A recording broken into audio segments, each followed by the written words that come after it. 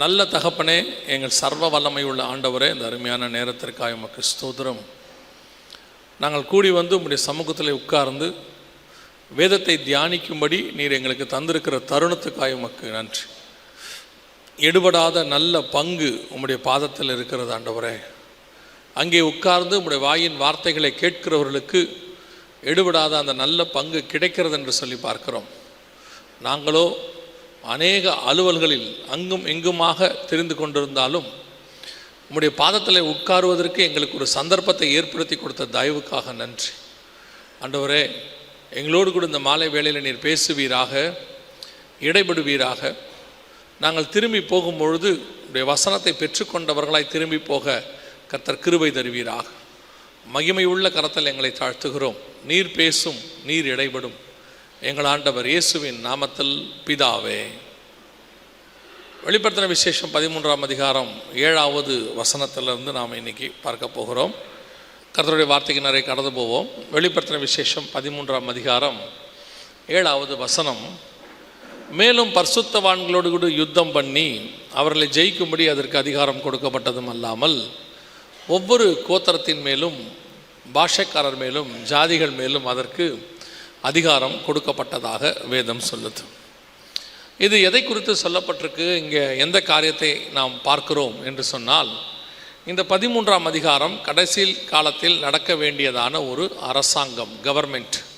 இன்றைக்கி காலையில் வந்தவங்களுக்கு தெரியும் இந்த 13ஆம் அதிகாரம் என்பது ஒரு கவர்மெண்ட் என்று எக்ஸ்பிளைன் பண்ணோம். ஒருவேளை காலையில் வராதவங்க இப்போ நிறைய பேர் வந்திருக்கிறதுனால ஒரு 5 நிமிஷம் அதை சொல்லிவிட்டு நாங்கள் வார்த்தைக்குள்ளே போகிறோம். 13ஆம் அதிகாரம் 1வது வசனத்தை நீங்கள் வாசிக்கும் பொழுது, பின்பு நான் கடற்கரை மணல் மேல் நின்றேன். அப்பொழுது சமுத்திரத்திலிருந்து ஒரு மிருகம் எழும்பி வர கண்டேன். அதற்கு 7 தலைகளும் 10 கொம்புகளும் இருந்தன. அந்த கொம்புகளின் மேல் தூஷணமான நாமங்கள் இருந்தன அப்படின்னு வசனம் இருக்குது. வெளிப்படுத்தல் 13:1. பொதுவாக இந்த வெளிப்படுத்தின விசேஷம், அதுக்கு ஏன் விசேஷம்ன்றதுக்கு ஒரு பேர் இருக்குது அப்படின்னு கேட்டிங்கன்னா, அந்த புக்கு கொடுக்கப்பட்ட மெத்தடே வேறு. இப்போ நீங்கள் சுவிசேஷங்களை படிக்கும்போது நேரடியாக அதை படிக்க முடியும், அதில் என்ன சொல்லியிருக்குன்னு புரிஞ்சுக்கலாம். தியானிக்கும்போது அதுக்கு பின்னாடி இருக்கிற மறைபொருள் கிடைக்கும்.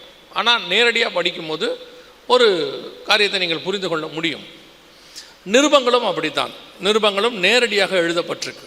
ஆனால் வெளிப்படுத்தின விசேஷம் எழுதப்பட்ட மெத்தட் என்னென்னா, ஒரு வகையான ஓமை, நார்மல் ஓமை கூட கிடையாது. ஓமைனா ஆங்கிலத்தில் பேரபிள் அப்படின்னு சொல்லுவாங்க. அந்த நார்மல் ஓமைனா என்னென்னா, நேற்று பார்த்தோம் பாருங்கள், அத்தி மரத்தினால் ஒரு ஓமையை கற்றுக்கொள்ளுங்கள். இப்போ அத்தி மரம் இருக்குது, நம்ம கண்ணுக்கு முன்னாடி அத்தி மரம்னு ஒன்று இருக்குது. அதை வச்சு ஆண்டவர் எக்ஸ்பிளைன் பண்ணுறார். விதை விதைக்கிறவனுடைய ஓமை அப்படின்னா, விதை விதைக்கிறதுன்னு ஒன்று இருக்குது, நம்ம பார்க்க முடியும் கண்ணில். அதை வச்சு ஒரு சத்தியத்தை அல்லது ஒரு ரகசியத்தை வெளிப்படுத்துகிறார். ஆனால் இது இந்த வெளிப்படுத்துகிற விசேஷத்தில் சொல்லப்பட்டிருக்கிற மேஜர் விஷயங்கள் பார்த்திங்கன்னா, உலகத்திலே அப்படி ஒன்று இருக்காது. அதை நமக்கு சொல்லி அதன் மூலமாக ஒரு ரகசியத்தை வெளிப்படுத்துவார். உதாரணமாக இப்போ நீங்கள் 13:1 வாசிச்சிங்க இல்லையா, நான் ஏன் இப்போ கொஞ்சம் எக்ஸ்பிளைன் பண்ணி எடுக்கிறேன் அப்படின்னா, அதுக்கு 2 ரீசன். ஒன்று, காலையில் நீங்கள் வரல. இன்னொன்று, காலையில் வந்தவங்கக்கிட்ட நான் ஒன்று பார்த்தேன். என்னென்னா, இந்த வேதத்தை தியானிக்கிறதுல அவங்களுக்கு ஒரு இன்ட்ரெஸ்ட் இருக்குது. உட்காந்து அப்படியே அவங்க உட்காந்து நல்லா வசனம் கேட்டாங்க. அது மட்டும் இல்லாமல் டவுட்ஸ் எல்லாம் கேட்டாங்க. அவங்க கேட்ட டவுட்டெல்லாம் நல்ல ஒரு வேல்யூபிள் டவுட். அது என்ன வேல்யூபிள் டவுட்டுன்னு கேட்குறீங்களா? சில சர்ச்சில் டவுட் கேட்பாங்க. அந்த டவுட்டெல்லாம் அவங்க கேட்கும் போதே அவங்களுடைய ஸ்பிரிச்சுவல் ஸ்டாண்டர்ட் தெரிஞ்சிடும் நமக்கு. சரியா? காயினுக்கு ஒய்ஃப் எங்கேருந்து வந்துச்சுன்னு கேட்பாங்க. அவருக்கு ஒய்ஃப் எங்கேருந்து வந்தால் நமக்கு என்ன, அவர் வாழ்ந்துட்டு போயிட்டார். இப்போ நமக்கு அவர் ஒய்ஃப் வந்த விஷயம் தெரிஞ்ச வேண்டிய அவசியமா? சில இடத்துல கேட்பாங்க, வாலிபர் கூட்டத்தில் லவ் பண்ணலாமா பண்ணக்கூடாதா அப்படிம்பான். பண்ணக்கூடாதுன்னு அவனுக்கே தெரியும். இவர் ஏதாவது ஒரு வாய்ப்பு கொடுப்பாரா, எக்ஸாம்பிள் சொல்லி ஏதாவது பண்ணிக்கலான்னு சொல்லுவாரான்னு எதிர்பார்ப்பான். இதெல்லாம் அவங்களுடைய ஸ்பிரிச்சுவல் ஸ்டாண்டர்ட். ஆனால் இங்கே இன்றைக்கி கேட்ட கேள்விகள் எல்லாமே ரொம்ப டீப்பாக இருந்தது. 11ஆம் அதிகாரம், 14ஆம் அதிகாரம், 7ஆம் அதிகாரத்தில் உள்ளதான காரியங்கள் எல்லாம் கேட்டாங்க. ரொம்ப நல்லா இருந்துச்சு. அதனால தான் இதை உங்களுக்கு எக்ஸ்பிளைன் பண்ணால் நல்லாயிருக்கும். நீங்கள் இதே மாதிரி வெளிப்படுத்தின விசேஷம் முழுக்க படிக்கலாம். இப்போ பாருங்கள், 13ஆம் அதிகாரம் 1ஆம் வசனத்தில் நீங்கள் பார்த்தீங்க இல்லையா, நம்ம வாசித்த வசனத்தில், சமுத்திரத்திலிருந்து ஒரு மிருகம் எழும்பி வர கண்டேன். அதற்கு 7 தலைகளும் 10 கொம்புகளும் இருந்தன. அப்படி ஒரு மிருகம் என்ன கிடையாது, சமுத்திரத்தில் கிடையாது. அப்படி ஒரு மிருகமே நீங்கள் போய் பார்த்தீங்கன்னு சொன்னால் அந்த சமுத்திரத்தில், அதாவது ஓஷனில் இருக்கக்கூடியதான எந்த ஒரு உயிரினமும் இப்படி இருக்காது. 10 தலையோட அல்லது 7 தலையோட 10 கொம்போட அப்படி இருக்காது. அப்படி ஒன்று கிடையவே கிடையாது உலகத்தில். நீங்கள் அதே மாதிரி பைபிளில் இருக்கிற எந்த விஷயத்தையும் பாருங்கள், வெளிப்படுத்தின விசேஷத்தில் மட்டும் பாருங்கள், அதில் உள்ள மேஜர் விஷயங்கள் உலகத்தில் இல்லாத விஷயங்களாக இருக்கும். இப்போ கர்த்தர் என்ன செய்கிறாரு, இல்லாத ஒரு விஷயத்தை சொல்லி அதன் மூலமாக நமக்கு ஒரு ரகசியத்தை சொல்லுகிறார். அதுதான் வெளிப்படுத்தின விசேஷத்தினுடைய ஸ்பெஷாலிட்டி. மற்ற எல்லா புக்லேயும் இருக்கிற பேரபிள் உலகத்தில் இருக்கும். நான் சொன்ன மாதிரி, ஏற்கனவே சொன்ன மாதிரி, சில விஷயங்கள் எல்லாமே ஒலிவ மரம், திராட்சை செடி, இதெல்லாம் பூமியில் இருக்குது.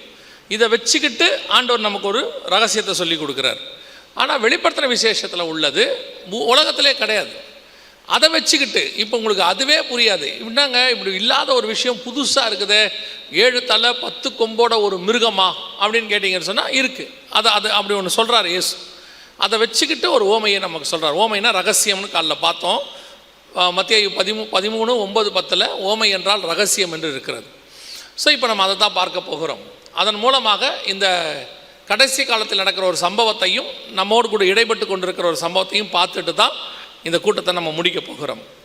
இப்போ ஒரு எக்ஸ்ப்ளனேஷன் 13:1, பின்பு நான் கடற்கரை மணல் மேல் நின்றேன் அப்படின்னா என்ன அர்த்தம்?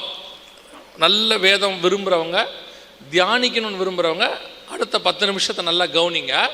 நீங்கள் இதே மாதிரி வெளிப்படுத்தின விசேஷம் முழுக்க தியானிக்கலாம். தியானிக்கும் போது உங்களுக்கு இப்போ நம்ம எக்ஸ்பிளைன் பண்ணுற மாதிரியே நிறைய ரகசியங்கள் கிடைக்கும். சரியா? கவனிங்க. பின்பு நான் கடற்கரை மணலில் மேல் நின்றேன். கடற்கரை மணல் என்றால் என்ன? அதாவது பைபிளில் ஒவ்வொன்றுத்துக்கு பின்னாடியும் ஒரு சீக்ரெட் இருக்குது, நம்ம பார்த்தோம் இல்லையா? கடற்கரை மணல் என்றால் என்ன அப்படின்னா, நம்ம எல்லாருக்கும் தெரியும் சீஷோர் அப்படின்ட்டு இங்கிலீஷில் சொல்லிட்டு போயிடுவோம். ஆனால் பைபிளில் கடற்கரை மணலுக்கு ஒரு அர்த்தத்தை ஆண்டவர் கொடுத்து வச்சிருக்கிறார்.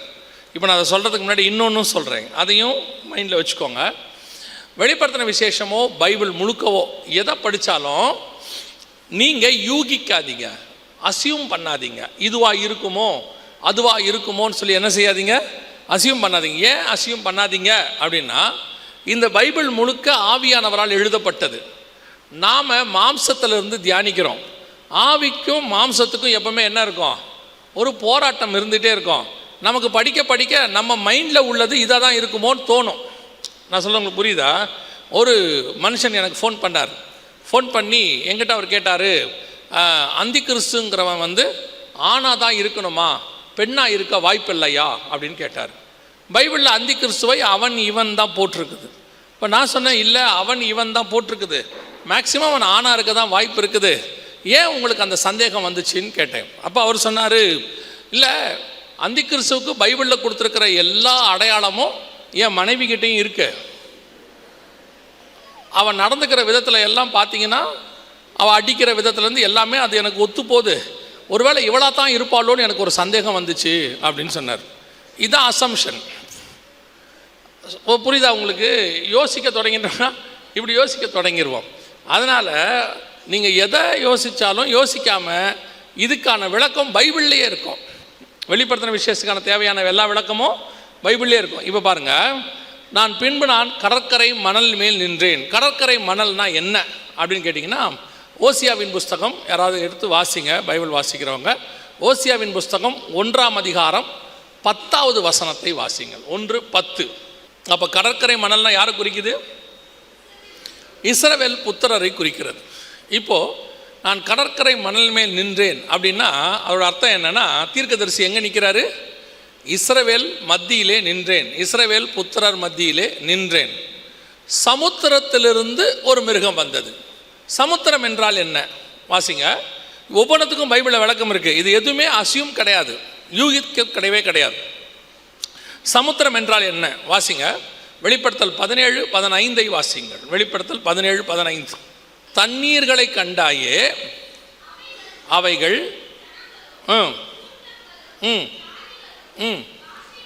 அப்போ சமுத்திரம் என்பது எதை குறிக்கிறது? ஜனங்களை குறிக்கிறது. நம்ம சொல்லுவோம் இல்லையா, ஜன சமுத்திரம் அப்படின்றோம் இல்லையா, ஜனங்களை குறிக்கிறது. இப்போ அந்த முதல் லைனுக்கு என்ன அர்த்தம்? நான் இஸ்ரவேல் புத்திரர் மத்தியிலே நின்றேன், ஜனங்கள் மத்தியிலிருந்து ஒரு மிருகம் எழும்பி வந்தது. மிருகம்னா என்ன? இன்னைக்கு காலையில் கூட பார்த்தோம், வந்தவங்களுக்கு தெரியும். மிருகம் என்றால் தானியேல் புஸ்தகம் 7ஆம் அதிகாரம் 23வது வசனத்தை வாசிங்க. தானியேல் 7:23 வாசிங்க.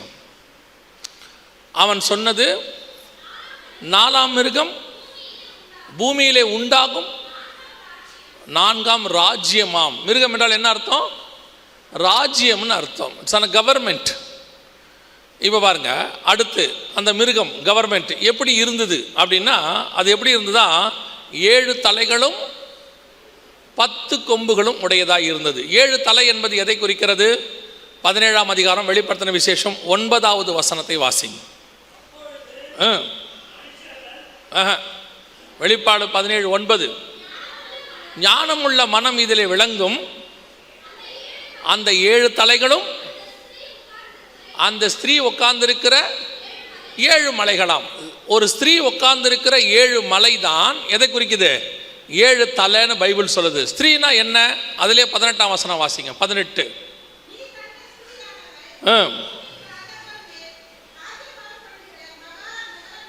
கிரேட் சிட்டி எதுக்கு மேலே உட்காந்துருக்குது? 7 மலைக்கு மேலே உட்காந்துருக்கு. அதுதான் இந்த மிருகம் கவர்மெண்ட்டுக்கு தலையாக இருக்கிறது. 7 மலைக்கு மேலே இருக்கிற நகரம் எது அப்படின்னு கேட்டிங்கன்னா ரோம் நகரம். உங்கள் எல்லாருக்கும் தெரிஞ்சிருக்குன்னு நான் நினைக்கிறேன். 7 ஹில் சிட்டின்னு பேர்.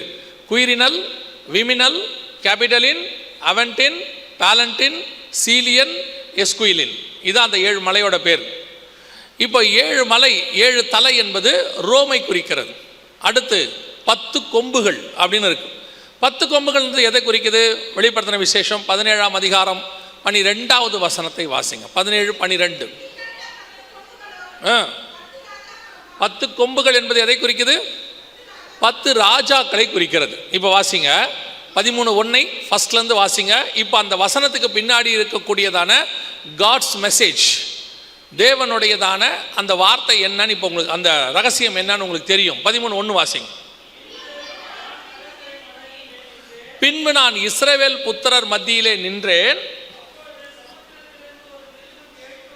அப்பொழுது ஜனங்கள் மத்தியிலிருந்து, ரெஸ்ட் ஆஃப் இஸ்ரேல், உலகத்திலிருந்து ஜனங்கள் மத்தியிலிருந்து ஒரு ராஜ்யம் எழும்பி வர கண்டேன்.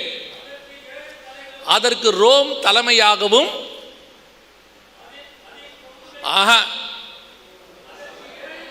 அதற்கு ரோம் தலைமையாகவும் அதோடு 10 ராஜாக்களும் இருந்தார்கள். இதுதான் அதுக்கு பின்னாடி இருக்கிற மெசேஜ். ஒரு வசனத்துக்கு பின்னாடி இருக்கிற மெசேஜ் இதுதான் வெளிப்படுத்தின விசேஷம்.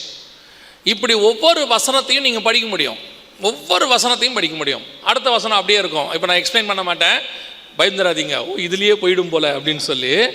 அடுத்த வசனம் இருக்கும், நான் கண்ட மிருகம், நான் கண்ட ராஜ்யம் சிறுத்தையை போல் இருந்தது. சிறுத்தைனா என்ன? அதன் கால்கள் கரடியின் கால்களை போல் இருந்தது. கரடினா என்ன? அதன் வாய் சிங்கத்தின் வாயை போல இருந்தது. சிங்கம்னா என்ன? அடுத்து வலு சர்ப்பம்னா பிசாசு. பிசாசானது தன் பலத்தையும் தன் சிங்காசனத்தையும் மிகுந்த அதிகாரத்தையும் அதற்கு கொடுத்தது. இப்போ இதுக்கு பின்னாடி ஒரு சீக்ரெட் இருக்கு. இப்படி ஒவ்வொரு வசனத்துக்கு பின்னாடி நீங்கள் வாசிக்கிட்டே வந்தீங்கன்னா தேவன் நமக்கு சொல்ல விரும்புகிற ஒரு மிக முக்கியமான மெசேஜ் உள்ளே இருக்கும். அதனால தான் அதுக்கு பேர் வெளிப்படுத்தின விசேஷம். ஆனால் என்ன, இதை நீங்கள் யூகிக்க முடியாது. டோட்டல் பைபிளையும் படிக்கணும். டோட்டல் பைபிளையும் படித்தா தான் இது உங்களுக்கு தெரியும். இப்போ உங்களுக்கு எப்படி பண்ணியிருக்கிறோன்னு கேட்டிங்கன்னா, எல்லாத்தையும் கலெக்ட் பண்ணி ஒரு வசனத்தை, அதுக்கான விளக்கத்தை நாங்கள் இத்தனை வருஷம், ஏறக்குறைய ஒரு 20 வருஷம்னு வச்சுக்கோங்களேன் இந்த மினிஸ்ட்ரி, அதில் வரக்கூடியதான ஒரு விஷயத்தை உங்களுக்கு சொல்லியிருக்கிறோம். இதே மாதிரி நீங்கள் ஒவ்வொரு வசனத்தையும் பைபிள்லேருந்து தியானிக்கலாம். ஆண்டவர் உங்களுக்கு சொல்லிக் கொடுப்பார். ஸோ இதுதான் வெளிப்படுத்தின விசேஷம் படிக்கிற முறை. காலையில் ஒருத்தர் கேட்டாங்க, பைபிள் படிக்கிற முறையோ வெளிப்படுத்தின விசேஷம் படிக்கிற முறையோ எங்களுக்கு என்ன, அது சொல்லி தருவீங்களா அப்படின்னு கேட்டாங்க. யாராவது இருக்கிறீங்களா அப்படி கேட்டவங்க? காலையில் அந்த கேள்வி கேட்டவங்க இருக்கிறீங்களா? இல்லை. சரி, ஓகே. காலையில் ஒருத்தர் அந்த கேள்வி கேட்டாங்க, வெளிப்படுத்துகிற விசேஷத்தை எப்படி படிக்கிறது அப்படின்னு. இதுதான் படிக்கிற மெத்தட். இதுக்கு அறிவோ ஞானமோ படிப்போ எதுவுமே தேவையில்லை. இன்ட்ரெஸ்ட், தேவ ஆவியினால் நடத்தப்பட்டீங்கன்னா போதும். ஆவியானவர் உங்களுக்கு சொல்லிக் கொடுக்க வல்லமை உள்ளவராக இருக்கிறார். இன்னைக்கு நாம் இன்னைக்கு பாடத்துக்கு போக போகிறோம். அப்போ அந்த 7வது வசனம் என்ன சொல்லுது? மேலும் பரிசுத்தவான்களோடு யுத்தம் பண்ணி அவர்களை ஜெயிக்கும்படி அதற்கு அதிகாரம் கொடுக்கப்பட்டதும் அல்லாமல் ஒவ்வொரு கோத்திரத்தின் மேலும், பாஷைக்காரர் மேலும், ஜாதிகள் மேலும் அதற்கு அதிகாரம் கொடுக்கப்பட்டது. அது அப்படின்னா மிருகம். மிருகம்னா 13ஆம் அதிகாரத்தில் மிருகம்னா ராஜ்யம், கவர்மெண்ட். வாசிச்சோம்ல இப்போ தானே. அப்போ 7ஆம் வசனத்தை எப்படி படிக்கலாம்? மேலும் பரிசுத்தவான்கள்னா இயேசுவின் ரத்தத்தால் கழுவப்பட்டவர்கள் அல்லது நியாயப்பிரமாண கால பரிசுத்தவான்கள், 2 பேரும் பரிசுத்தவான்கள் தான். இதை பற்றியும் காலையில் நம்ம பார்த்தோம். அந்த இடத்துல சொல்லப்பட்டிருக்கிறது யாருன்னு கேட்டிங்கன்னா 7 ஆண்டு கால உபத்திரவ காலத்தில் இருக்கக்கூடியதான அந்த நியாயப்பிரமாண கால பரிசுத்தவான்கள். இன்னும் கொஞ்சம் தெளிவாக சொல்லணும்னா இஸ்ரவேலில் இருக்கிற ஊழியக்காரங்க. மேலும் பரிசுத்தவான்களோடு கூட யுத்தம் பண்ணி அவர்களை ஜெயிக்கும்படி அதற்கு அதிகாரம் கொடுக்கப்பட்டது. அந்த கவர்மெண்ட் அதிகாரம் கொடுக்கப்பட்டது. அது மட்டும் இல்லாமல் வெறும் இஸ்ரவேலில் இருக்கிற பரிசுத்தவான்களை மட்டும் இல்லை, மேலும் எல்லா பாஷைக்காரர் மேலும் ஜாதிகள் மேலும் அதற்கு என்ன கொடுக்கப்பட்டது? அதிகாரம் கொடுக்கப்பட்டது. இதுக்கு அர்த்தம் என்ன அப்படின்னா, உலகம் முழுக்க ஆளுகை செய்ய போகிற ஒரு கவர்மெண்ட் வரப்போகுது. இதுக்கு பேர் ஒன் வேர்ல்டு கவர்மெண்ட்னு பேர். ஒன் கவர்மெண்ட், ஒரு அரசாங்கம் அப்படின்னு சொல்லுவாங்க. இந்த ஒன் வேர்ல்டு கவர்மெண்ட் அப்படின்னா என்னங்க? இது உலகம் முழுக்க எப்படி ஒரு ஆட்சி நடக்குமா அப்படின்னு கேட்டிங்கன்னா, ஒரு 100 வருஷத்துக்கு முன்னாடி வரைக்கும் நடந்திருக்குது. 100-150 வருஷத்துக்கு முன்னாடி வரைக்கும் அப்படி ஒன்று நடந்திருக்குது. ஆரம்பித்தது எங்கே அப்படின்னு கேட்டிங்கன்னா, ஆதியாகமம் 11 பாபிலோனில். அவங்க பாபேல் என்கிறதான ஒரு கோபுரத்தை கட்டினார்கள். ஞாபகம் இருக்குதா? அவங்க எல்லாரும் ஓர் இடத்தில் நாம் ஒன்றாக இருப்போம், ஒரு கோபுரத்தை கட்டுவோம், ஒரே இடத்துல நம்ம எல்லாமே செய்வோம், பூமி எங்கும் சிதறி போகாதபடிக்கு ஒன்னஸ் அப்படின்னு இருக்கு. ஆண்டவர் என்ன பண்ணுறாரு? அப்படி இருக்கக்கூடாது. இவங்க ஒன்றா இருந்தால் என்ன பண்ணிடுறாங்கன்னா, வேறொரு கோபுரத்தை கட்டிடுறாங்க. கோபுரம்னா பாபேல் கோபுரத்தை கட்டிடுறாங்க. ஆனால் வேதத்தை பொறுத்த வரைக்கும் தேவன் தான் கோபுரமாக இருக்கிறார். ஏசாயா தீர்க்கதரிசன புஸ்தகம் 5ஆம் அதிகாரம் 2ஆம் வசனத்தில், மகா செழிப்பான என் நேசருக்கு மகா செழிப்பான மேட்டிலே ஒரு திராட்சை தோட்டம் உண்டு, அவர் அதை சுற்றிலும் வேலி அடைத்து அதில் உள்ள கற்களை பொறுக்கி கிளை நறுக்கி அதில் ஒரு ஆலையை உண்டு பண்ணி அதில் ஒரு கோபுரம் கட்டி அப்படின்னு இருக்குதா? 5:2 கோபுரம் கட்டி அப்படின்னா என்ன அர்த்தம்னா, திராட்சை தோட்டம்னா சபை, அதில் உள்ள கோபுரம் அப்படின்னா டவர், ஜீசஸ் கிரைஸ்ட்டை குறிக்குது. அவர் வழியாக தான் நம்ம பரலோகத்துக்கு போக முடியும். அதான் டவர். அவர் தான் நமக்கு வாட்ச் டவர், அவர் தான் நமக்கு கலங்கரை விளக்கம், அவர் தான் நமக்கு லைட். ஸோ அந்த டவருங்கிறது கிரைஸ்ட். இவங்க என்ன பண்ணுறாங்க? பாபேலில் ஆல்டர்னேட் டவர் கட்டுறாங்க. ஆல்டர்னேட் டவர்னா அவருக்கு பதிலாக, கிரைஸ்டுக்கு பதிலாக ஆராதிக்கிற வேறொரு காரியம், வேறொரு முறைமை, வேறொரு வர்ஷிப், வேறொரு காரியத்தை கொண்டு வராங்க.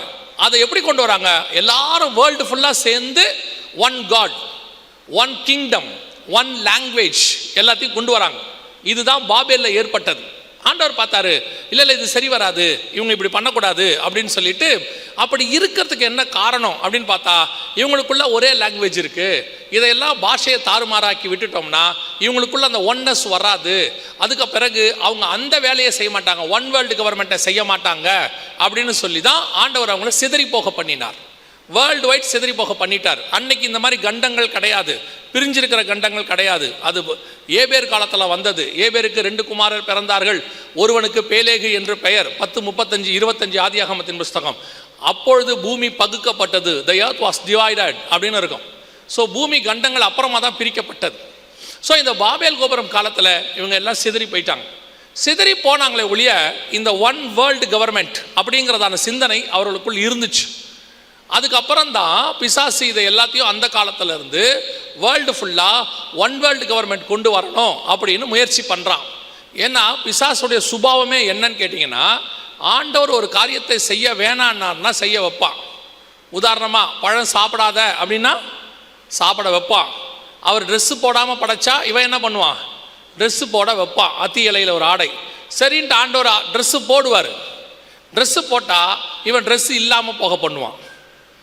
அது ஒரு ஃபேஷன். இப்போ ஆண்டவர் ட்ரெஸ் இல்லாத காலத்தில் இவன் ட்ரெஸ்ஸு போட வச்சான். ஆண்டவர் ட்ரெஸ்ஸு போட்ட காலத்தில் இவன் ட்ரெஸ்ஸை கழட்ட வைப்பான். இவன் வேலையே என்னென்னா ஆண்டவருக்கு அகெயின்ஸ்டாக செய்கிறது. எல்லாத்துலேயும் எது ஒன்றிலும் ஆண்டவர் என்ன சொல்கிறாரோ அதுக்கு ஆப்போசிட்டாக செய்ய வைக்கிறது தான் பிசாசுடைய வேலை. ஸோ இந்த one world government against to God. ஏன் அப்படின்னு கேட்டிங்கன்னா, இந்த ஒன் வேர்ல்டு கவர்மெண்ட்டுங்கிறத கிரைஸ்ட் தான் பூமியில் பண்ணணும். 1000 வருட அரசாட்சி நம்ம சொல்கிறோம், மில்லேனியம்னு சொல்லுவோம். அது இயேசு கிறிஸ்துவின் மூலமாக ராஜ்யம் பூமிக்கு வரணும். அதனால தான் நம்ம என்ன சொல்லி ஜெபம் பண்ணுறோம்? பரமண்டல இருக்கிற ஜெபத்தை எப்படி சொல்கிறோம்?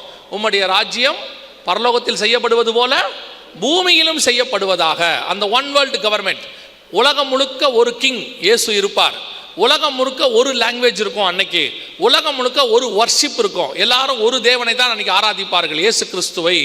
ஜனங்கள் அத்தனை பேரும் ஒன்னஸோட இருப்பாங்க. அதனால தான் இயேசு சொல்வார், ஏசாயா 11 வாசிச்சு பார்த்தீங்கன்னா அந்த மில்லியனம் எப்படி இருக்கும்னு எழுதுவார். ஓநாய் ஆட்டுக்குட்டியோடு படுத்துக்கொள்ளும், சிங்கம் பசுபாடோடு மேயும், அப்புறம் புலி கண்ணுக்குட்டியோடு இருக்கும், அப்புறம் பாம்பு குச்சின் மேல் ஒரு சிறு, இது எல்லாவற்றையும் ஒரு சிறு பையன் நடத்துவான், விரியன் பாம்பு, இதெல்லாம் சொல்லிக்கிட்டே வருவார். ஸோ ஒன் வேர்ல்டு கவர்மெண்ட்டை பற்றி பேசுவார். இப்போ அந்த ஒன் வேர்ல்டு கவர்மெண்ட்டை பாபேலுக்கு அப்புறம் யார் யாரெல்லாம் ட்ரை பண்ணாங்க அப்படின்னு பார்த்தீங்கன்னு சொன்னால், பார்வோன் ட்ரை பண்ணார் ஈஜிப்டில், கர்த்தர் அதை உடைச்சிட்டார். அதுக்கு பிறகு சனகரிப், அதையும் கர்த்தர் உடைச்சிட்டார்.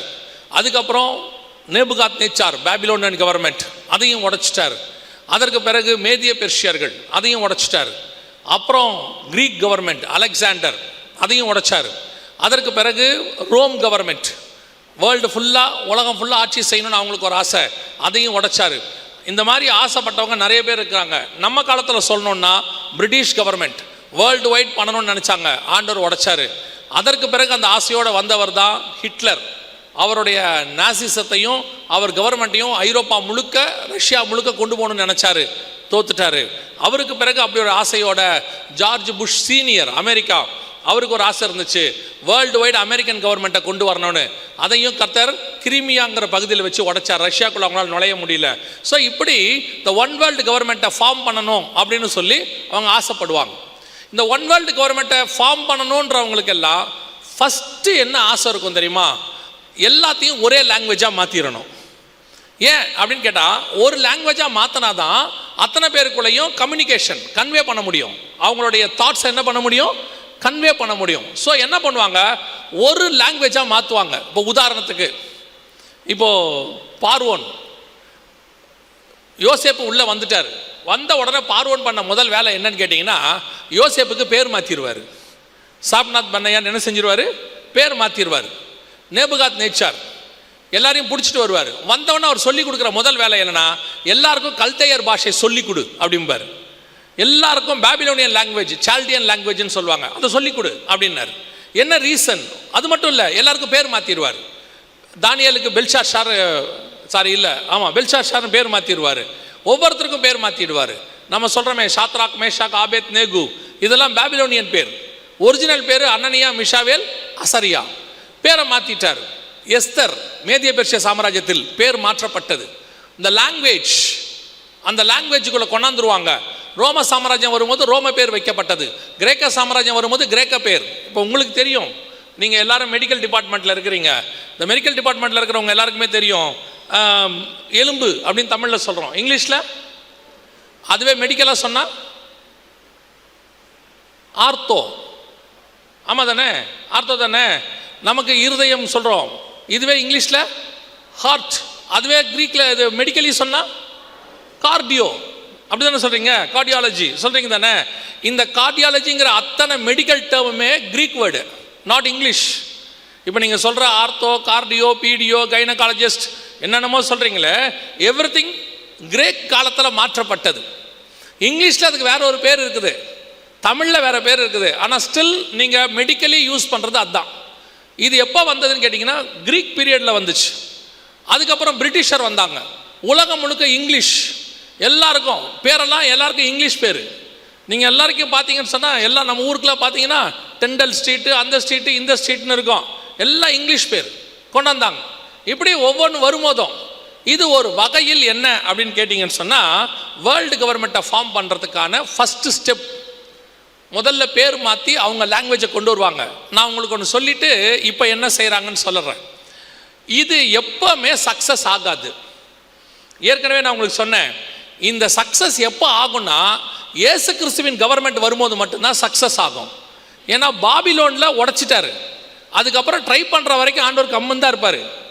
பாபேல் கோபுரம் கட்டுற வரைக்கும் ஆண்டவர் சும்மா தான் இருப்பார்.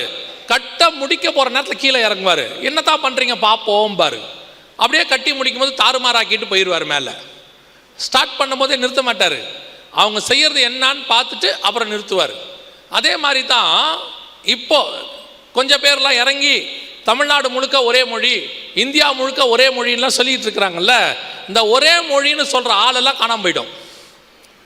இது எப்பவுமே நடக்கும். இந்த ஒரே மொழின்னு சொல்கிறவங்க காணாமல் போயிடுவாங்க. அவங்கவுங்களுக்கு அவங்கவுங்க மொழி, அது கர்த்தர் பிரித்தது. ஒரு விஷயத்தை நல்லா புரிஞ்சு வச்சுக்கோங்க, உங்கள் எல்லாருக்கும் நல்லா தெரிஞ்சது, ஆனால் நீங்கள் அதை ஞாபகம் வச்சுருப்பீங்களான்னு தெரியாது. கர்த்தர் இணைத்ததை மனுஷன், இது எப்போ சொன்னீங்க ஞாபகம் இருக்குதா? ஆபத்து காலத்தில் சொல்லியிருப்பீங்க இல்லையா? அந்த டைலாக் எப்போ சொன்னீங்க ஞாபகம் இருக்குதா? கர்த்தர் இணைத்ததை மனுஷன் பிரிக்காதிருப்பானாக சொல்லியிருக்கீங்கல்ல. இன்னொன்னையும் கற்றுக்கோங்க, கர்த்தர் பிரித்ததை மனுஷன் இணைக்காதிருப்பானாக. அது என்னங்க பிரிச்சாரு அப்படின்னு பார்த்தா, ஆதியாகமம் 1ஆம் அதிகாரத்துலேருந்து ஆதியாகமம் 11ஆம் அதிகாரம் வரைக்கும் 7 காரியங்களை கர்த்தர் பிரிச்சிருப்பாரு. இது எல்லாம் பிரிஞ்சு தான் இருக்கணும், இது சேரக்கூடாது. சேர்ந்துச்சுன்னா ஆபத்து வந்துடும். இருளையும் வெளிச்சத்தையும் வெவ்வேறாக பிரித்தார். வானத்துக்கு மேல் உள்ள தண்ணீரையும் கீழ் உள்ள தண்ணீரையும் வெவ்வேறாக பிரித்தார். பூமியில் உள்ள தண்ணீரையும் லேண்டையும் வெவ்வேறாக பிரித்தார். மனுஷனையும் மனுஷியையும் வெவ்வேறாக பிரித்தார். அதாவது மாம்சத்தின் நான் சொல்றது சரீரத்தை வெவ்வேறாக பிரித்தார். அடுத்து மனுஷனையும் தோட்டத்தையும் பிரித்தார். அப்புறம் லேண்டை பிரிப்பார், கண்டங்களாக தீவுகளாக பிரித்தார். கடைசியா பாஷைகளை பிரித்தார். 7 பிரிவினை இருக்கும். இந்த 7ம் பிரிஞ்சு தான் இருக்கணும். சேர்ந்துச்சுன்னா கஷ்டம். மனுஷன் 7ஐயும் சேர்க்க தான் ட்ரை பண்ணுவான். ஏன்னா பிசாசு மனுஷனை யூஸ் பண்ணி என்ன பண்ணுவான், சேர்க்க ட்ரை பண்ணுவான். அப்படி தான் கண்டத்துக்கு நடுவில் ஃப்ளைட் விடுவாங்க, கப்பல் விடுவாங்க. கொரோனா வந்தோன்னே அவங்களே நிறுத்திடுவாங்க. நம்ம யாரும் எங்கேயும் வர வேணாம், நம்ம என்ன செஞ்சுருவோம், அவங்கவுங்களுடைய கண்டத்திலே இருப்போம்பாங்க. இதுக்கு தான் ஆண்டவர் அப்பயே சொன்னார், அவங்க கண்டத்திலே இருங்கன்னாரு. இல்லை நாங்கள் போவோம், போங்கன்னாரு. கொரோனா வந்துச்சு, அதுக்கப்புறம் நில்லுங்க. இப்போ திருப்பி போங்கப்பாங்க, திருப்பி கொரோனா மாதிரி இன்னொன்று வரும், நில்லுங்கம்பாங்க. புரியுதா உங்களுக்கு? இது மாதிரி எல்லாத்துலேயுமே இருக்கு. ஸோ இப்போ உலகம் முழுக்க ஒரே மொழி, இந்தியா முழுக்க ஒரே மொழி, இது சக்ஸஸ் ஆகாது. அப்படி ஆகிற நேரத்தில் அவங்க எல்லாம் சக்ஸஸ் பண்ணுறாங்கன்னு நினைக்கிற இடத்துல கர்த்தர் உடைச்சிடுவார். இப்போ கவனிங்க, இப்போ என்ன பண்ணியிருக்கிறாங்க? இப்போ நான் சொல்லக்கூடியது எல்லாமே வேர்ல்டு கவர்மெண்ட், இந்தியன் கவர்மெண்ட் கிடையாது, தமிழ்நாடு கவர்மெண்ட் கிடையாது. நான் பேசுறது ஒன் வேர்ல்டு. சமீபத்தில் இப்படிப்பட்ட காரியங்கள் நிறைய நடக்குது. நீங்கள் பார்த்தீங்களான்னு எனக்கு தெரியாது. எங்கள் கண்ணில் படும், உங்கள் கண்ணில் பட்டுச்சான்னு தெரியாது. இது பார்த்தீங்கன்னு சொன்னால் இந்த மாதிரி காரியங்கள் ஒன் வேர்ல்டு அலையன்ஸ், எங்கே பார்த்தாலும் ஒன் வேர்ல்டுங்கிறது இப்போ வந்துக்கிட்டே இருக்குது உலகம் முழுக்க. இதெல்லாமே பார்த்தீங்கன்னா எல்லாம் இணைஞ்சு நம்ம ஒன்றா செய்வோங்கிறதான ஒரு ஒன் வேர்ல்டுக்கான அடையாளங்கள். சமீபத்தில் G20 மாநாடு நடந்துச்சு, இந்தியா தான் தலைமை ஏற்றுச்சு 2023. அதில் வரக்கூடியதான ஸ்லோகனை பார்த்தீங்கன்னா கூட one earth, one future, one family அப்படின்னு இருக்கும். எல்லாமே பார்த்தீங்கன்னா ஒன்றுக்குள்ளே கொண்டு வரணும் அப்படிங்கிறதான ஒரு காரியம் நடைபெறும். இதுக்கு பேர் ஒன் வேர்ல்டு அப்படின்னு அர்த்தம். இது மறைமுகமாக நேரடியாக இப்படி வரும், பல இடத்துல வரும். நீங்கள் கூட பார்த்துருப்பீங்கன்னு நினைக்கிறேன், உங்களுக்கு ஞாபகம் இருக்குமா தெரியாது. உலகம் முழுக்க ஹைவேஸ் ஒரே மாதிரி மாற்றிக்கிட்டே இருக்கிறாங்க. எங்கே போனாலும் green colour board world wide. உலகம் முழுக்க ஸ்கூல்ஸ் எல்லாம் ஒரே மாதிரி மாற்றுறாங்க. ஒரே மாதிரி ஸ்கூல் பஸ்ஸு, ஒரே மாதிரி எஜுகேஷன் சிஸ்டம், ஒரே மெடிக்கல் சிஸ்டம், வேர்ல்டு வைட் ஒரே மெடிக்கல் சிஸ்டம் இப்படி கொண்டு வந்துட்டு இருக்கிறாங்க. இது எதுவுமே செட் ஆகாது. இப்போ புரியுதா உங்களுக்கு? அவங்க என்ன செய்ய விரும்புகிறாங்கன்னா, நம்ம எல்லாரையும் ஒரு மெடிக்கல் சிஸ்டத்துக்குள்ளே கொண்டு வராங்க. இங்கே இருக்கிறவங்க தெரியும், இங்கிலீஷ் மெடிசன் வச்சுருக்கிறவங்க தெரியும், எல்லாரையும் ஒரு மெடிக்கல் சிஸ்டம்குள்ளே கொண்டு வருவாங்க. அப்படி கொண்டு வர்றது அவங்க ட்ரை பண்ணுறாங்க, ஃபோர்ஸ் பண்ணுறாங்க.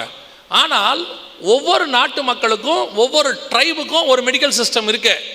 ஒரு சிலருக்கு சித்தா ஒத்து வரும், ஒருத்தருக்கு ஆயுர்வேதா ஒத்து வரும், ஒருத்தருக்கு ஹோமியோபதி ஒருத்தர் வரும், ஒருத்தருக்கு இங்கிலீஷ் ஒத்து போகும். ஆப்பிரிக்காவில் இருக்கிறவனுக்கு அவன் ட்ரைபுக்குரியது ஒத்து வரும், சைனாவில் இருக்கிறவனுக்கு அவன் ட்ரைபுக்கு இருக்கும். இவங்க என்ன சொல்கிறாங்கன்னா, இல்லை வேர்ல்டு வைடு ஒரே WHO வேர்ல்டு ஹெல்த் ஆர்கனைசேஷன், எல்லாருக்கும் ஒரே மெடிக்கல் சிஸ்டம். ஒரு சின்ன விஷயந்தான். நீங்கள் பார்த்தீங்கன்னா உங்களுக்கு தெரியும், நம்ம அத்தனை பேருக்கும் கைரேகை பார்த்தீங்கன்னா ஆளுக்கு ஒன்று தானே இருக்குது, பாம் அப்படி தானே இருக்குது. நம்முடைய மெடிக்கல் சிஸ்டமும் ஒவ்வொருத்தருக்கும் ஒவ்வொன்று தான்.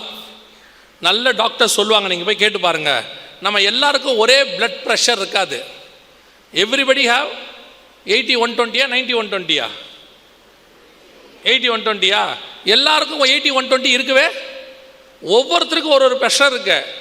அதை நீங்கள் அதுக்கு ஒரு சில மெத்தட் இருக்குது, அதை எடுத்து பார்ப்பாங்க. அது சுகர் லெவல் கூட அப்படித்தான். எல்லாருக்கும் ஒரே சுகர் லெவல் இருக்கணும்னு இவங்க நினைக்கிறாங்க. 140 இருக்கணும், 90/140 அப்படின்னு இவங்க ஃபிக்ஸ் பண்ணுறாங்க. 90/140 ஏன் நீங்கள் ஃபிக்ஸ் பண்ணுறீங்கன்னா, WHO சொல்லியிருக்கு. இப்போ இருக்க நிலைமையில் நம்ம எல்லாருக்கும் 90/140. இதே WHO தான் ஒரு 30 வருஷத்துக்கு முன்னாடி எல்லாருக்கும் 200 இருக்கலாம்னு சொல்லிச்சு. எல்லாருக்கும் 200 தான் இருந்துச்சு. திடீர்னு ஒரு நாள் WHO சொல்லிட்டாங்க, இனிமேட்டு 140 தான் நார்மல்னு. நைட்டு படுக்கும் போது ஒருத்தர் நார்மலாக தான் படுத்தார், சுகரு. எழுந்திரிக்கும் போது சுகர் பேஷண்ட் ஆகிட்டார், டயபெட்டிக் ஆகிட்டார். ஏன்னா படுக்கும் போது அவருக்கு 200, அன்னைக்கு படுக்கும் போது 200 தான் நார்மல், எழுந்திரிக்கும் போது WHO சொல்லிருச்சு 140 தான் நார்மல்னு. அன்னிலேருந்து அவர் டயபெட்டிக் பேஷண்ட். ஏன்னா அவருக்கு இப்போ எவ்வளோ இருக்குது, 200 இருக்குது. இந்த மெத்தடை உருவாக்குனது யார், ஏன் கொண்டு வராங்க? இதுக்கு பின்னாடி உட்காந்து கொஞ்சம் யோசிச்சு பாருங்க. ஒவ்வொருத்தருக்கும் ஒரு ப்ரெஷர் லெவல் இருக்கும். எல்லாரும் பர்ஃபெக்டாக 90 120 மாத்துறாங்க, அப்படி கொண்டு வராங்க. கொஞ்சம் அதிகமாக இருந்த உடனே சொல்லிடுவாங்க, நீங்கள் ஒரு டேப்லெட் போடுங்க, நார்மல் ஆயிருமா? ஆகாது, போட்டுக்கிட்டே இருங்க. எப்போ வரைக்கும்? சாவர வரைக்கும், லைஃப் லாங். அதாவது ஏன் ப்ரெஷர் லெவலை அவங்களோட கவுண்ட்டுக்கு மாற்றுறாங்க, அவங்க சொல்கிற கவுண்ட்டுக்கு கொண்டு வராங்க. இது உங்களுக்கு எவ்வளோ புரியுதுன்னு தெரியாது. நீங்கள்லாம் மெடிக்கல் அறிவு உள்ளவங்க, உங்கள் மெடிக்கல் அறிவு எனக்கு கிடையாது. ஆனால் ஒன்று மட்டும் எனக்கு தெரியும், நம்ம அத்தனை பேருக்குமே ஒரே சுகர் லெவல் கிடையாது, ஒரே பிபி லெவல் கிடையாது, ஒரே பல்ஸ் ரேட் இருக்காது. ஒருத்தருக்கு கொஞ்சம் ஏறும், ஒருத்தருக்கு இறங்கும். கொஞ்சம் அவனுடைய சூழ்நிலைன்னு ஒன்று இருக்குது, அவனுடைய வாழ்க்கை லெவல்னு ஒன்று இருக்குது, ஒவ்வொருத்தருக்கும் ஒவ்வொரு அவன் வாழ்கிற கிளைமேட் லெவல்னு ஒன்று இருக்குது. ஒவ்வொன்றுத்துக்கும் மாறதான் செய்யும். இவங்க ஆவரேஜாக ஒன்று ஃபிக்ஸ் பண்ணிக்கிறாங்க, அந்த ஆவரேஜுக்கு எல்லாரையும் கொண்டு வராங்க. இது தப்பாக போய் முடியும், பின்னாடி முடியும். இப்போ நாங்கள் சொல்கிறது எவ்வளோ புரியும் தெரியாது. இந்த மாதிரி தான் எல்லாத்தையும் ஒன் வேர்ல்டுக்கு மாற்றுறாங்க. இதெல்லாம் நான் சொல்கிறது மறைமுகமாக நடக்கிறது. வெளிப்படையாக இப்போ பாருங்கள், இப்போ நம்ம எல்லாருக்குமே அவங்க லாங்குவேஜில் பேர் வச்சுருக்கிறாங்க.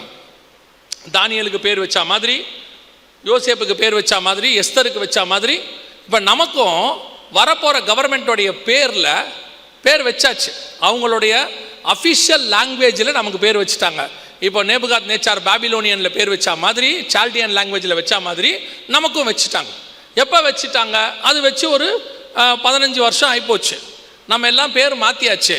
இங்கே வேணால் நீங்கள் பேர் என்ன வேணால் வச்சுக்கோங்க, உங்கள் பேர் என்ன வேணாலும் நீங்கள் சொல்லிக்கொள்ளுங்க. இப்போ வேர்ல்டு வைடு ஒரு லாங்குவேஜ், காமன் லாங்குவேஜ் இருக்குது. என்ன லாங்குவேஜ் நினைக்கிறீங்க? வேர்ல்டு வைடு காமனாக இருக்க லாங்குவேஜ் என்னது? தெரிஞ்சதை சொல்லுங்க, இந்தின்னு மட்டும் சொல்லிடாதீங்க. இல்லை, ஒரு கூட்டத்தில் சொன்னாங்க, அவங்களோட இந்தி பற்றை பார்த்து நான் மெய் மறந்துட்டேன். சரியா? என்ன லாங்குவேஜ் நினைக்கிறீங்க காமன்? இங்கிலீஷா? இல்லை, இன்னும் சொல்ல போனால் இங்கிலீஷ் இரண்டாவதாக அதிகம் பேசப்படுகிற மொழி. ஃபஸ்ட்டு கூட கிடையாது வேர்ல்டில். முதல்ல அதிகம் பேசப்படுகிற மொழி மேண்ட்ரியன், சைனீஸ். இங்கிலீஷ் செகண்டோ தேர்ட்லேயோ இருக்குது. அதுக்கு ஈக்குவலாக ஸ்பானிஷ் இருக்குது, அதிகம் பேசப்படுவது, ஜனங்களால் பேசப்படுவது. ஆனால் நான் கேட்டது காமன் லாங்குவேஜ், எல்லா கண்டத்திலும் எல்லாருக்கும் தெரிந்த ஒரு மொழி. என்ன தெரியுமா? Digital numbers. இந்த நம்பர்ஸ் தான் வேர்ல்டு வைட் காமன். எப்படி காமன்னு சொல்கிறீங்க? ஒரு உதாரணத்துக்கு 5ன்னு எழுதிடுங்க. எழுதியாச்சுன்னா நம்பர் சொல்கிறேன், 5 நம்பரை எழுதிட்டிங்கன்னா எந்த ஊருக்காரரும் அதை படிச்சிருவார் இல்லையா? எந்த நாட்டுக்காரரும் என்ன செஞ்சிருவார்? அவருக்கு எழுத படிக்க தெரிஞ்சவராக இருந்தாருன்னா கண்டிப்பாக 5 என்ன பண்ணிடுவார்? 5ன்னு அவர் லாங்குவேஜில் சொல்லிடுவார். பட் 5 எல்லாருக்கும் என்னது? காமன். தமிழில் உள்ளவர் 5 ஹிந்திக்காரர் 5 இங்கிலீஷ்கார் 5 ஆனால் அத்தனை பேரும் ஒரு விஷயத்தை தான் சொல்லுகிறார்கள். எல்லாரும் என்ன பண்ணுறாங்க? ஒரு விஷயத்தை சொல்கிறாங்க. அதான் டிஜிட்டல் நம்பர்ஸ். இப்போ உங்களுக்கும் எனக்கும் வேர்ல்டு வைட் டிஜிட்டல் வேர்ல்டாக மாற்றியாச்சு. உங்களுக்கு தெரியும், ரொம்ப சாதாரணமான ஒரு விஷயம். உலகம் முழுவதும் கம்ப்யூட்டரால் இணைக்கப்பட்டிருக்கிறது. கரெக்ட் தானே? இன்டர்நெட் இணைச்சிருக்காங்கல்ல. இந்த கம்ப்யூட்டரோடைய மதர் போர்டுன்னு ஒன்று இருக்குது. நமக்கு தாய் மொழி மாதிரி அதுக்கு ஒரு மதர் போர்டு இருக்குது. அதோடைய லாங்குவேஜ் என்ன தெரியுமா? பைனரின்னு சொல்லுவாங்க. 2 தான், 0 1. அந்த கம்ப்யூட்டரோடைய மதர் லாங்குவேஜை, மதர் போர்டு லாங்குவேஜை டிஜிட்டல் தான், நம்பர்ஸ். அவ்வளோதான். இப்போ அந்த லாங்குவேஜில் நம்பரில் தான் உங்களுக்கும் எனக்கும் பேர் வச்சுருக்கிறாங்க. நமக்கு ஒரு 15-20 வருஷமாக இந்த வேலை நடக்குது உலகம் முழுக்க. நீங்கள் திருப்பியும் சொல்கிறேன், it's not about of India. நான் இந்தியாவை குறித்தோ தமிழ்நாட்டை குறித்தோ சொல்லவில்லை.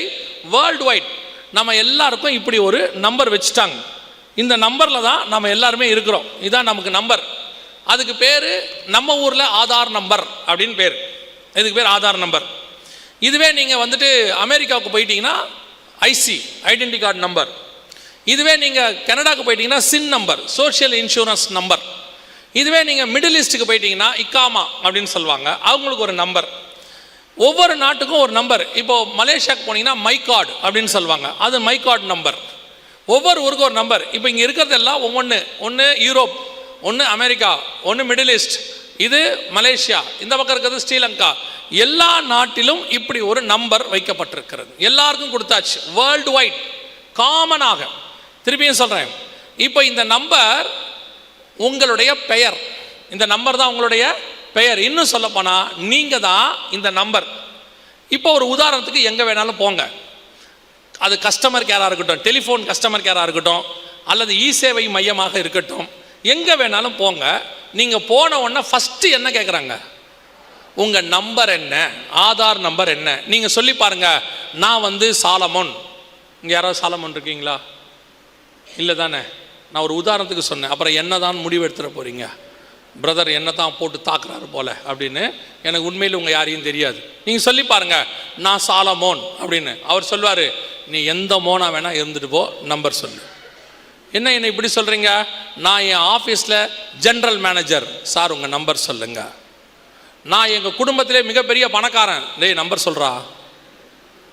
ஏன்? நீங்கள் யாரா வேணாலும் இருந்துட்டு போங்க, அவர்களுக்கு தேவை உங்கள் நம்பர். உங்கள் நம்பரை நீங்கள் சொன்னால் தான் அடுத்து உங்களுடைய எந்த காரியமும் நடக்கும்.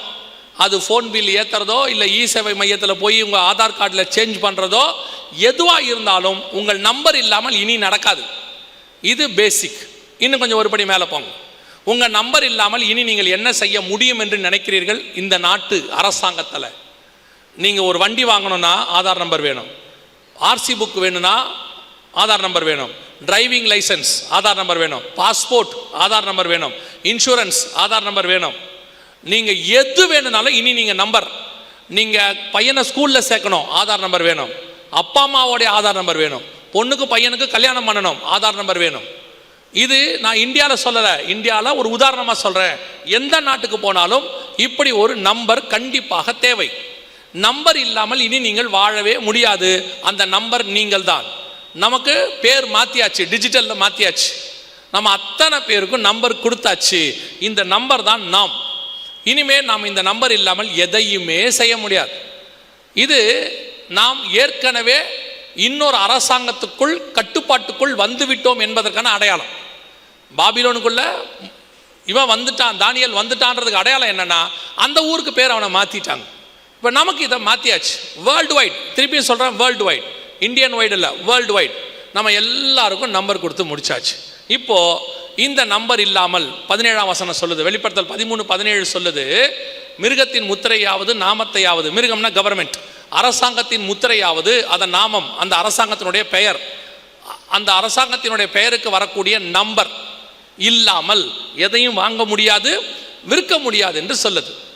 இது 1900 வருஷத்துக்கு முன்னாடி பைபிளில் உள்ளது. நல்லா தெரிஞ்சுக்கொள்ளுங்க. இப்போ இந்த ஆதார் நம்பர் இல்லாமல், இந்த அரசாங்கத்தின் முத்திரை இல்லாமல் நீங்கள் எதையும் வாங்க முடியாது, ஒன்றையுமே வாங்க முடியாது. வசனம் தெளிவாக சொன்ன அந்த தீர்க்க தரிசனம் நம்முடைய காலத்தில் நிறைவேற விட்டது. அதில் என்ன ஒரு ஆச்சரியம் கேட்டிங்கன்னா, ஒவ்வொரு கவர்மெண்ட்டோடைய முத்திரையும் 90% மிருகத்தின் முத்திரையாக தான் இருக்குது. இந்தியாவை எடுத்துக்கிட்டிங்கன்னா 4 முக சிங்கம், இப்போது அமெரிக்காவை எடுத்துக்கிட்டிங்கன்னா கழுகு, கீழே யூரோப்பாவை எடுத்துக்கிட்டிங்கன்னா சிங்கம், இந்த பக்கம் நீங்கள் மத்திய கிழக்கு நாடுகளுக்கு போயிட்டீங்கன்னு சொன்னால் பறவையுடைய ரெக்கைகள், இந்த பக்கம் நீங்கள் மலேசியாவுக்கு போனீங்கன்னு சொன்னால் 2 புலி, அதுவே சிங்கப்பூருக்கு போனால் சிங்கம், ஸ்ரீலங்காவுக்கு போனால் வாலேந்திய சிங்கம். 90% countries have the symbol of அல்லது the mark of the beast. அவங்க வச்சிருக்கிறாங்க மிருகத்தின் முத்திரை, ஒரு நம்பர். இப்போ எல்லாமே வெளிப்படுத்தல் 13:17 சொல்லப்பட்டது 100% நிறைவேறிவிட்டது. இப்போ நம்ம எல்லாருக்கும் நம்பர் கொடுத்தாச்சு. இது இல்லாமல் வாங்கவும் விற்கவும் கூடாதபடிக்கு செய்ததுங்கிறத செஞ்சு முடிச்சாச்சு. இனி நீங்கள் ஒரு ஃபாஸ்ட் டேக் தாண்டணும், ரீசார்ஜ் பண்ணணும். ரீசார்ஜ் பண்ணணும்னாலும் உங்கள் அக்கௌண்ட்லேருந்து பணம் எடுக்கணும். நீங்கள் ஒரு பேங்க் அக்கௌண்ட் ஓப்பன் பண்ணணும்னா என்ன வேணும்? ஆதார் நம்பர் வேணும். கேஸ் வாங்கணும், ஆதார் நம்பர் வேணும். இனி போக போக நீங்கள் ஓட்டு போடுறதுலேருந்து வெளிநாட்டுக்கு போகிறது வர்றது எல்லாமே ஆதார் இல்லாமல் நடக்காது. வெளிப்படுத்தல் 13 படி எல்லாம் நிறைவேறிடுச்சு. இப்போ நீங்கள் உங்கள் ஆதார் அட்டை இருக்குதுன்னு வச்சுக்கோங்க. சரி, இந்த ஆதார் அட்டையில் நான் சொல்லக்கூடியது இன்னும் முக்கியமான விஷயம் கவனிங்க. உங்கள் ஆதார் நம்பர் இருக்குது. உங்கள் ஆதார் நம்பரில் நீங்கள் ஆதார் அட்டையை எடுத்துகிட்டு போயிட்டு நீங்கள் ஆதார் அந்த இ சேவை மையத்தில் கேட்டு பாருங்கள், ஐயா இதில் இருக்கிறதுல எதெல்லாம் மாற்றலான்னு கேளுங்க. 99% எல்லாத்தையும் மாற்றலாம். நான் சொல்கிறது புரியுதா? எல்லாத்தையும் மாற்றலாம். உங்கள் வீட்டு அட்ரஸ் என்ன செய்யலாம்? மாற்றலாம். உங்களுடைய பெயர் மாற்றலாம். கெசட்டில் கொடுத்து அங்கே நீங்கள் மாற்றிட்டீங்கன்னா அதை கொண்டு வந்து இங்கே கொடுத்துட்டிங்கன்னா இவங்க மாற்றி கொடுத்துருவாங்க. உங்களுடைய ஃபோட்டோ மாற்றலாம். 10 வருஷம் ஆச்சு, 5 வருஷம் ஆச்சுன்னா போய் புது ஃபோட்டோ என்ன செஞ்சுக்கலாம்? மாற்றி வச்சுக்கலாம். நீங்கள் வேணால் போய் கேட்டு பாருங்கள் அவங்கக்கிட்ட, ஐயா அந்த நம்பர் கொடுத்துருக்கீங்கல்ல, இந்த நம்பர் கூட்டுத்தொகை எனக்கு ஒத்து வரல, எங்கள் ஃபேமிலிக்கு அது சரி வராது. ஏன்னா நம்ம ஊரில் இந்த நம்பர் கூட்டி பார்க்குறவங்களாம் இருக்கிறாங்க. 7 வரும், 8 ஒத்துக்காது, இப்படிலாம் இருக்குது. அது நமக்கு இல்லை. இப்பயும் சொல்கிறேன், அது கிறிஸ்தவர்களுக்கு கிடையவே கிடையாது. நல்ல நம்பரு, நல்ல காலம், நல்ல நேரம் எதுவும் கிடையாது. கர்த்தர் உண்டாக்கின 7 நாளும் நல்ல நாள். கர்த்தர் உண்டாக்கின 24 மணி நேரம் நல்ல நம்பர், நல்ல நேரம் தான். கர்த்தர் வச்சிருக்கிற எல்லா நம்பரும் நல்ல நம்பர் தான். எதுக்கு இப்போ நம்ம போயிட்டு இதுக்குள்ளே போக வேண்டாம். ஆனால் சொல்கிறேன், நீங்கள் சொல்லி பாருங்கள், இந்த நம்பரை மாற்றி நல்லா ஃபேன்சியாக ஒரு நம்பர் கொடுங்க. கடைசியாக 777 முடிகிற மாதிரி கொடுங்க. என்னுடைய கார் நம்பர் கூட 777 தான் முடியுது, என்னுடைய 2 வீலர் 777 முடியுது, ஆதாரும் 777 முடிஞ்சால் நல்லா இருக்கும்னு கேட்டு பாருங்க. என்ன சொல்லுவாங்கன்னு நினைக்கிறீங்க? சார் வேலையை பார்த்துட்டு போங்கன்னு சொல்லிடுவாங்க. ஏன்னா உங்கள் ஆதாரோடைய டீட்டெயிலில் எதை வேணாலும் மாற்ற முடியும், ஆனால் கண்டிப்பாக உங்கள் நம்பரை மட்டும் மாற்றவே முடியாது. காரணம் என்னன்னா, அந்த நம்பர் வேர்ல்டு வைட் ஜென்ரேட் ஆகிற நம்பர், கம்ப்யூட்டர் ஜென்ரேட் பண்ணுற நம்பர் வேர்ல்டு வைட். இனி நீங்கள் பிறந்ததிலிருந்து மரிக்கிற வரைக்கும் நீங்கள் தான் நம்பர். உங்களுக்கு நம்பர் தான் எல்லாமே, இல்லைனா முடியாது. இப்போ இந்த நம்பர் எப்படி பைபிளில் சொன்ன மாதிரியே நிறைவேறிடுச்சுன்னு உங்களுக்கு சொல்கிறேன். இப்போ இந்த நம்பரை இப்போது லேட்டஸ்ட்டாக நான் சொல்கிறது 2018க்கு முன்னாடி உள்ள ஆதார்லலாம் எத்தனை டிஜிட் நம்பர் இருக்குது ஞாபகம் இருக்குதா? எத்தனை? 12. ஆனால் உண்மையிலே இருக்க வேண்டியது 16. ஏன்னா 16 இருக்கிறதுக்கும் பைபிள் கவுண்ட்டுக்கும் ஒரு கனெக்ஷன் இருக்குது. அதுக்கு தான் சொல்கிறேன். ஆரம்பத்தில் 16 தான் கொடுத்தாங்க, இந்த மாதிரி 16 தான் கொடுத்தாங்க. லேட்டஸ்ட்டாக வந்த, அதாவது 2014க்கு பிறகு வந்த எல்லாருக்கும் 12 மாற்றிட்டாங்க டிஜிட். நாங்கள் அப்போவே சொன்னோம், இது 12 மாற்றக்கூடாது, 16 இருக்கணும், 16 இருந்தால் தான் பைபிள் கவுண்ட்டு கரெக்டாக வரும் அப்படின்னு சொல்லி. என்ன 16 அப்படின்னு கேட்டிங்கன்னா, அதை நான் என்னன்னு சொல்கிறேன். இப்போ லேட்டஸ்ட்டாக 2018க்கு பிறகு ஆதார் வாங்கினவங்க, குறிப்பாக இந்த கொரோனாவுக்கு பிறகு ஆதார் வாங்கினவங்க, உங்கள் கார்டில் எல்லாத்துலேயும் பாருங்கள், அதில் விஐடின்னு பின்னாடி ஒன்று போட்டிருக்கோம். உங்களுடைய கார்ட்லையே கீழே பார்த்தீங்கன்னா விஐடின்னு இருக்கும். உங்களுடைய ஆதார் நம்பருக்கு கீழே விஐடின்னு இருக்கும். விஐடினா என்னென்னா விர்ச்சுவல் ஐடின்னு பேர். அதாவது வெளியே இருக்கிறது 12 நம்பர், உங்ககிட்ட இருக்கிறது 16 நம்பர். கம்ப்யூட்டருக்குள்ளே போனீங்கன்னா உங்களுடைய பேருக்கு பின்னாடி 16 டிஜிட் நம்பர் தான் இருக்கும். வெளியே தான் பார்க்குறதுக்கு அது 12 மாதிரி இருக்கும். ஆனால் இப்போ நீங்கள் அட்டை வாங்கி பாருங்கள், புது அட்டை கேட்டு பாருங்கள், இல்லை போய் டீட்டெயில்ஸ் எடுங்க, 16 டிஜிட் நம்பர் கொடுத்துருவாங்க. இந்த 16க்கு பின்னாடி என்ன இருக்குது? உங்கள் ஏடிஎம் கார்டு எடுத்து பாருங்கள், டெபிட் கார்டு எடுங்க, கிரெடிட் கார்டு எடுங்க, எல்லாமே 16 தான் இருக்கும். இந்த 16க்கு பின்னாடி ஒரு மிக முக்கியமான விஷயம் இருக்குது. என்ன அப்படின்னு கேட்டிங்கன்னா, உங்கள் கையில் ஒரு 16 இருக்குது. ஸ்டோர் பண்ணக்கூடிய கம்ப்யூட்டரில் உங்களுடைய ஐடிக்கு பின்னாடி ஒரு 2 டிஜிட் சீக்ரெட் டிஜிட் வச்சுருப்பாங்க. 01 மாதிரி ஒரு 2 டிஜிட் வச்சுருப்பாங்க. இப்போ நீங்கள் பார்த்தீங்கன்னா நம்ம ஃபோன் நம்பரில் +91 இருக்குல்ல, ப்ளஸ்னால் என்ன தெரியுமா? ப்ளஸ்னால் என்ன? 2 0ன்னு அர்த்தம். 0091க்கு பதிலாக நம்ம என்ன போட்டு வச்சுருக்கிறோம்? +91 போட்டிருக்கோம். அப்போ ப்ளஸ்னால் என்ன அர்த்தம்?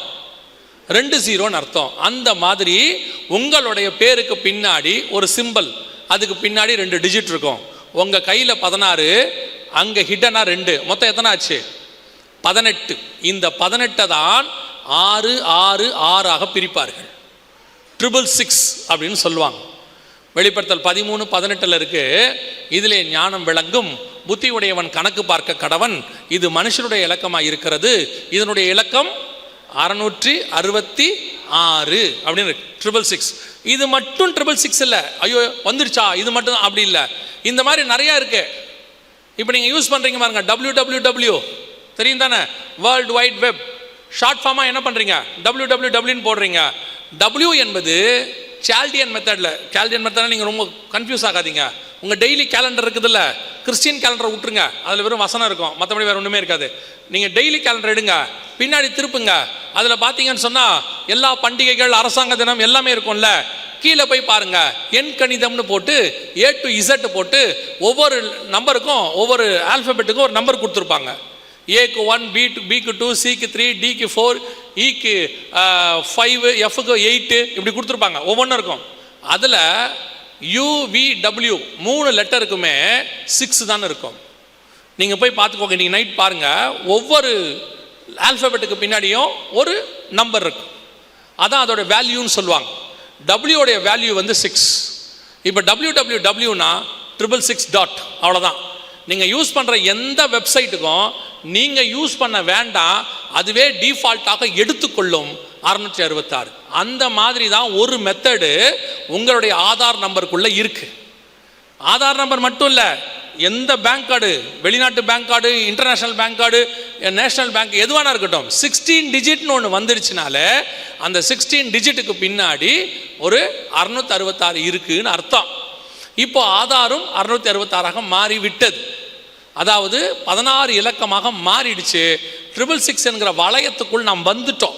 கணக்கு பார்த்தா, அதனால தான் ஆண்டவர் தெளிவாக எழுதி வச்சிருக்கிறாரு, புத்தி உடையவன் கணக்கு பார்க்க கடவன். அது மனுஷனுடைய இலக்கமாக இருக்கிறது. அதனுடைய இலக்கம் 666. இது ஒரு மெத்தட். இந்த மாதிரி நிறையா இருக்குது. WW மாதிரி இந்த மாதிரி நிறையா இருக்குது. அதில் ஒரு மெத்தட் நான் உங்களுக்கு சொல்கிறேன்.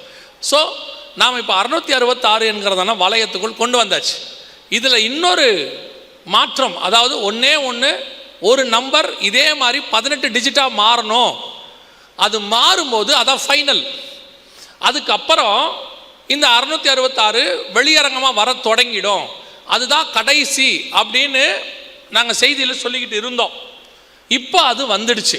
என்னன்னு கேட்டிங்கன்னா, உங்கள் செல்ஃபோன் டிஜிட் நம்பர்ஸ். உங்கள் செல்ஃபோன் டிஜிட் எத்தனை இருக்கு? அதான் சவுண்டாக சொல்லுங்கள். 10 இருக்குதா? நீங்கள் யூஸ் பண்ணுறதே 14 நார்மலாகவே. நீங்கள் 10 தான் சொல்கிறீங்க. அதுக்கு முன்னாடி இருக்கிற +91 என்ன பண்ணிடுறீங்க? விட்டுடுறீங்க. +91 போட்டால் தான் இன்டர்நேஷ்னல் கால், வேர்ல்டு வைட் கனெக்ட் பண்ண முடியும். அப்போ +91னா மொத்தம் எத்தனை ஆச்சு? 14 டிஜிட் ஆச்சு. இந்த 14 டிஜிட்லேருந்து நீங்கள் என்னவா மாறணும்? 16 டிஜிட்டாக மாறணும். இப்போது மாற்றியாச்சு 16 டிஜிட்டுக்கு. 16 டிஜிட் இன்னும் எக்ஸ்ட்ரா 2 0 போட்டு கொடுக்க தொடங்கியாச்சு. இப்போ நம்ம அத்தனை பேருமே 16 டிஜிட் மொபைல் நம்பருக்குள்ளே வந்துட்டோம். இப்போ யோசிச்சு பாருங்க, அத்தனையுமே இதில் இருக்கிற எல்லாமே 16 டிஜிட். ஆதார் 16, உங்கள் பேங்க் கார்டு 16, உங்கள் phone card 16, debit credit card 16, எல்லாமே 16. இப்போ இதுக்கு பின்னாடி தான் மிக முக்கியமானது இருக்கிறது. என்னன்னு கேட்டிங்கன்னா, அத்தனை 16ம் ஒரு 16க்கு கீழே இருக்குது. எந்த 16 கீழே? ஆதாருக்கு கீழே இருக்குது. ஏன்னா எல்லாத்தையும் எது கொடுத்தா வாங்கியிருக்கிறோம்? இப்போ பேங்க்குக்கு என்ன கொடுத்துருக்குறீங்க? ப்ரூஃப். ஆதார் கொடுத்துருக்கீங்க, அப்படி தானே? ஆதார் தானே கொடுத்துருக்குறீங்க. இப்போ ஃபோன் சிம் கார்டு வாங்குறதுக்கு என்ன கொடுத்தீங்க? ஆதார் கொடுத்துருக்குறீங்க. எல்லாமே ஆதாருக்கு கீழே தான் இருக்குது. ஒரு 16க்கு கீழே தான் இருக்கு. இப்போ உங்கள் ஆதார் நம்பரை போய் இ-சேவை மையத்தில் கம்ப்யூட்டரில் போட்ட உடனே உங்களை பற்றின எல்லா டீட்டெயிலும் வந்துருமா? உங்கள் ஃபோட்டோ, உங்கள் 10 கை விரல் ரேகை, உங்களோட பற்றின டீட்டெயில்ஸ் எல்லாம் வந்துடும்.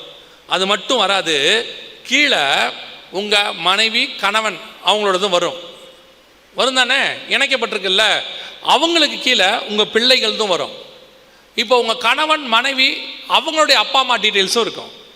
இப்படி செயினாக பார்த்தீங்கன்னா உங்கள் ஆதார் நம்பருக்கு கீழே உங்களுடைய கைரேகை, ஃபோட்டோ, உங்கள் குடும்பம், நீங்கள் வீடு, என்ன கார் வச்சுருக்கிறீங்க, என்ன வீட்டில் இருக்கிறீங்க, என்ன லேண்ட் வச்சுருக்கிறீங்க, எல்லா டீட்டெயிலும் அதில் இருக்குது ஒரு ஆதாருக்குள்ளே. இப்போ என்ன பண்ண போகிறாங்க அப்படின்னா, எல்லா நம்பரையும் எடுத்துகிட்டு உங்களை ஒரு நம்பர் கொடுத்துருவாங்க. 1 டிஜிட், அதாவது ஒரு நாடு ஒரு கார்டு. கேள்விப்பட்டீங்களா? 1 கார்டு சிஸ்டம். இனி எல்லா கார்டும் கிடையாது, உங்களுக்கு ஒரே கார்டு. இது 2018லேயே ரெடி. நடுவில் கொரோனா வந்தாலும் தள்ளி போச்சு. இப்போது எலெக்ஷன் முடிஞ்ச பிறகு 1 கார்டு சிஸ்டம் கொண்டு வந்து, இப்போ சமீபத்தில் கேள்விப்பட்டீங்களே, ஒரு நாடு ஒரு தேர்தல் இப்படிலாம் பேசுகிறாங்கல்ல, அதுக்கு முன்னாடியே சொல்லிட்டாங்க ஒரு நாடு ஒரு கார்டு. ஸோ அத்தனை பேருக்கும் 1 கார்டு சிஸ்டம் கொடுப்பாங்க. நம்ம எல்லாரையும் ஒரு 16 டிஜிட் நம்பருக்குள்ளே கொண்டு வந்தாச்சு ஆல்ரெடி. அதை வெறும் ஒரு 16 தான் அப்படின்னு அனௌன்ஸ் தான் பண்ண வேண்டிய வேலை பாக்கி இருக்குது. ஸோ இப்போ நம்ம எங்கே போனாலும் நம்பர், எந்த இடத்துக்கு போனாலும் நம்பர். நாம் 16 டிஜிட் நம்ம பேர். இப்போ நம்ம அத்தனை பேரையும் அவங்க லாங்குவேஜில் பேர் வச்சு அவங்களுடைய கம்ப்யூட்டருக்குள்ளே ஏற்றி நாம் எல்லாருமே ஒன் லாங்குவேஜுக்குள்ளே வந்தாச்சு. ஃபினிஷ்ட், வேலை முடிஞ்சிருச்சின்னு சொல்கிறேன். அமெரிக்காவில் ஆரம்பித்து எங்கே வரைக்கும் வந்திருக்குது? ஸ்ரீலங்கா வரைக்கும், சின்ன தீவு, அது வரைக்கும் வேலை முடிஞ்சிருச்சு. ஸோ வேர்ல்டு வைடு அத்தனை பேரையும் ஒரு நம்பருக்குள் கொண்டு வந்தாச்சு. இந்த வேலை கிட்டத்தட்ட 29 வருஷமாக நடக்குது. 1995 தான் ஃபஸ்ட்டு ஐடி கார்டு மலேசியாவில் கொடுக்க ஆரம்பித்தாங்க. இப்போ 2024 எல்லா நாட்டுக்கும் கொடுத்து முடிச்சாச்சு. 99.99% எல்லா நாடும் ஐடி கார்டுக்குள்ளே வந்துருச்சு, கார்டு சிஸ்டம் வந்துருச்சு. ஸோ இப்போ நம்ம அத்தனை பேருமே ஒரு நம்பர், வேர்ல்டு வைட் ஒரே லாங்குவேஜ். எப்படி இருந்துச்சு பாபிலில் அந்த மாதிரி டிஜிட்டல் லாங்குவேஜுக்குள்ளே கொண்டு வந்தாச்சு. இப்போ நாம் எல்லாரையுமே ஒரு அரசாங்கத்துக்கு கீழ், இப்போ யோசிச்சு பாருங்களேன், ஒரே ஒரு கம்ப்யூட்டர் இப்போ வந்துட்டு இருக்குது, ஏஐ டெக்னாலஜி கம்ப்யூட்டர் வருது. ஒரு கம்ப்யூட்டருக்குள்ளே மொத்த ஐடியும் ஏற்றிட்டாங்கன்னா அந்த ஒரு கம்ப்யூட்டர் யார் கையில் இருக்குதோ அத்தனை பேருடைய டீட்டெயிலும் அந்த ஒரு ஆள்கிட்ட போயிடும். வேலை முடிஞ்சிருச்சு. வேதம் சொன்னபடி துல்லியமாய் நாம் அத்தனை பேரும் ஒன் வேர்ல்டு கவர்மெண்ட்டுக்கான சேர்க்கைக்குள்ளே வந்துட்டோம். இப்போ உங்களுக்கு ஒரு சந்தேகம் இருக்கும், ஐயோ நாங்கள் ஆதார் வாங்கிட்டோம், இப்போ பண்ணிட்டோம், இதெல்லாம் தப்பா, அப்போ எங்களுக்கு ஆதார் வச்சுருக்க கூடாதா? அதை சொல்லலை. இது அடையாளம்னு சொல்கிறோம். இது அடையாளம். அப்போ கையில் வச்சுருக்க தப்பு இல்லையா? தப்பு இல்லை. எது தப்புன்னு பைபிள் தெளிவாக சொல்லுது. வெளிப்படுத்தல் 13:16 ஆண்டவர் சொல்கிறாரு, இது சிறியோர், பெரியோர், ஐஸ்வர்யவான்கள், தரித்திரர், சுயாதீனர், அடிமைகள், இவர்கள் யாவரும் தங்கள் தங்கள் வலது கைகளிலாவது நெற்றிகளிலாவது ஒரு முத்திரையை பெறும்படிக்கு அப்படின்னு இருக்கு. அதோட அர்த்தம் என்னன்னா, இதே நம்பரை உங்கள் வலது கையிலையும் நெத்தியிலையும் போடுவாங்கன்னு அர்த்தம். இப்போ உங்ககிட்ட கார்டாக இருக்குது, உங்ககிட்ட டேட்டாவாக இருக்குது, உங்கள் மொபைலில் அது ஒரு ஆப்பாக இருக்குது, உங்களுக்கு அது ஒரு இன்ஃபர்மேஷனாக இருக்குது, உங்ககிட்ட அது ஒரு ஐடியா இருக்குது. ஆனால் இது எல்லாமே உங்கள் கைக்கும் நெத்திக்கும் மாறும். அப்படி மாறும்போது தான் நீங்கள் போடக்கூடாது என்று வேதம் சொல்லுது. ஏன்னா பைபிளில் 2 முத்திரை தான் இருக்கிறது. ஒன்று எபேசியர் 4:30 பரிசுத்த ஆவியாகிய முத்திரை, இன்னொன்று வெளிப்படுத்தல் 13, 16, 17 மிருகத்தின் முத்திரை. இந்த பரிசுத்தாவி முத்திரை உங்க மேல இருந்துச்சுன்னா வேதம் சொல்லுகிறது மீட்கப்படும் நாளுக்கென்று முத்திரையான பரிசுத்தாவி, அது இயேசு கிறிஸ்துவின் வருகையில் அவர் உங்களை மீட்டு கொண்டு மேலே போய் விடுவார்னு இருக்கு. ஏன்னா பரிசுத்தாவியானவர் மேலேருந்து இறங்கினவர். இங்கே மேல் வீட்டு அறையில் 2ஆம் அதிகாரம் அப்போஸ்தலர் நடபடிகளில் மேலேருந்து அவர் இறங்கினதுனால யார் யார் மேலெல்லாம் பரிசுத்தாவின் முத்திரை இருக்குதோ அவங்களை கூட்டிக்கிட்டு அவர் மேலே போயிடுவார். ஆனால் இந்த மிருகத்தின் முத்திரை, மிருகம் எங்கேருந்து வருது? வெளிப்படுத்தல் 17:8 சொல்லுது, நீ கண்ட மிருகம் முன்னே இருந்தது, இப்பொழுது இல்லை, அது பாதாளத்திலிருந்து ஏறி வருகிறது. ஸோ அது என்ன பண்ணோம்? அதோடைய முத்திரையை யார் யாரெல்லாம் கையிலையோ நெத்தியிலையோ போட்டிருக்கிறாங்களோ அவங்க எல்லாரையும் பாதாளத்துக்கு கூட்டிகிட்டு போயிடும். வானத்திலிருந்து வர ஆவியானவர் பரிசுத்தாவின் முத்திரை இருந்தால் வானத்துக்கு கூட்டிகிட்டு போயிடுவார். பாதாளத்திலிருந்து வருகிற மிருகம் அதனுடைய முத்திரை தலையிலையோ அதை நெத்தியிலையோ கையிலையோ இருந்தால் அது பாதாளத்துக்கு கூட்டிகிட்டு போயிடும். இந்த முத்திரையை நம்ம எந்த முத்திரையை வாங்குகிறோம், எந்த முத்திரையை வாங்காமல் இருக்கிறோங்கிறது தான் இப்போ கேள்வி. இதுதான் ஆண்டவர் நமக்கு முன்பாக வச்சிருக்கிறது. இதே மாதிரி அத்தனை பேருக்கும் ஒரு நம்பர் சிஸ்டம் இதுக்கு முன்னாடி ஒரே ஒரு தடவை கொடுத்துருக்குறாங்க. இதுக்கு முன்னாடி ஒரு தடவை நடந்துச்சு. எப்போ நடந்துச்சு? வாசிங்க. லூக்கா எழுதின சுவிசேஷம் 2ஆம் அதிகாரம் 1வது வசனத்தை வாசிங்க.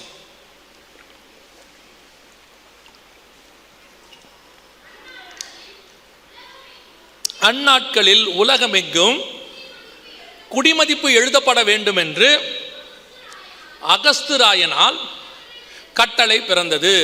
அகஸ்துராயன்னா அகஸ்ட் சீசர். இப்போ நீங்கள் ஆகஸ்ட் மாதம்னு ஒன்று வச்சுருக்கீங்கல்ல, அதுக்கு பேர் அந்த ஆளுடைய பேர் தான் ஆகஸ்ட். ஜூலியர் சீசர் பேர் தான் ஜூலை. ஸோ இந்த அகஸ்ட் சீசர் காலத்தில் ஒரு சம்பவம் நடந்திருக்குது. என்னென்னா, உலகத்தில் இருக்கிற அத்தனை பேரையும் குடிமதிப்பு எழுத சொல்லியிருக்கிறார். அன்னைக்கு உலகம்னா எது அப்படின்னு கேட்டிங்கன்னா 3 கண்டம், ஐரோப்பா, ஆப்பிரிக்கா, ஆசியா. ஏன்னா 2 அமெரிக்காவும் ஆஸ்திரேலியாவும் 16ஆம் நூற்றாண்டில் தான் கண்டுபிடிக்கப்பட்டது. இந்த வசனம் 1ஆம் நூற்றாண்டு இயேசு பிறக்கும் போது நடந்தது.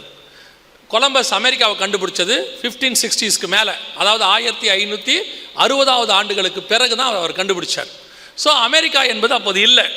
ஸோ இந்த 3 கண்டத்தில் இருக்கிற எல்லா மக்களையும் குடிமதிப்பு எழுத சொல்லியிருக்கிறார். குடிமதிப்புனா என்ன? மக்கள் தொகை கணக்கெடுப்பு வேற, குடிமதிப்பு வேற. மக்கள் தொகை கணக்கெடுப்புனா எடுக்கும் போதே தப்பா போயிடும். தாவீது எடுத்தார்ல, எடுக்கும் போதே என்னவாயிருச்சு? தப்பாயிருச்சு. இப்பவும் எடுக்கும் போதே தப்பாயிடும்.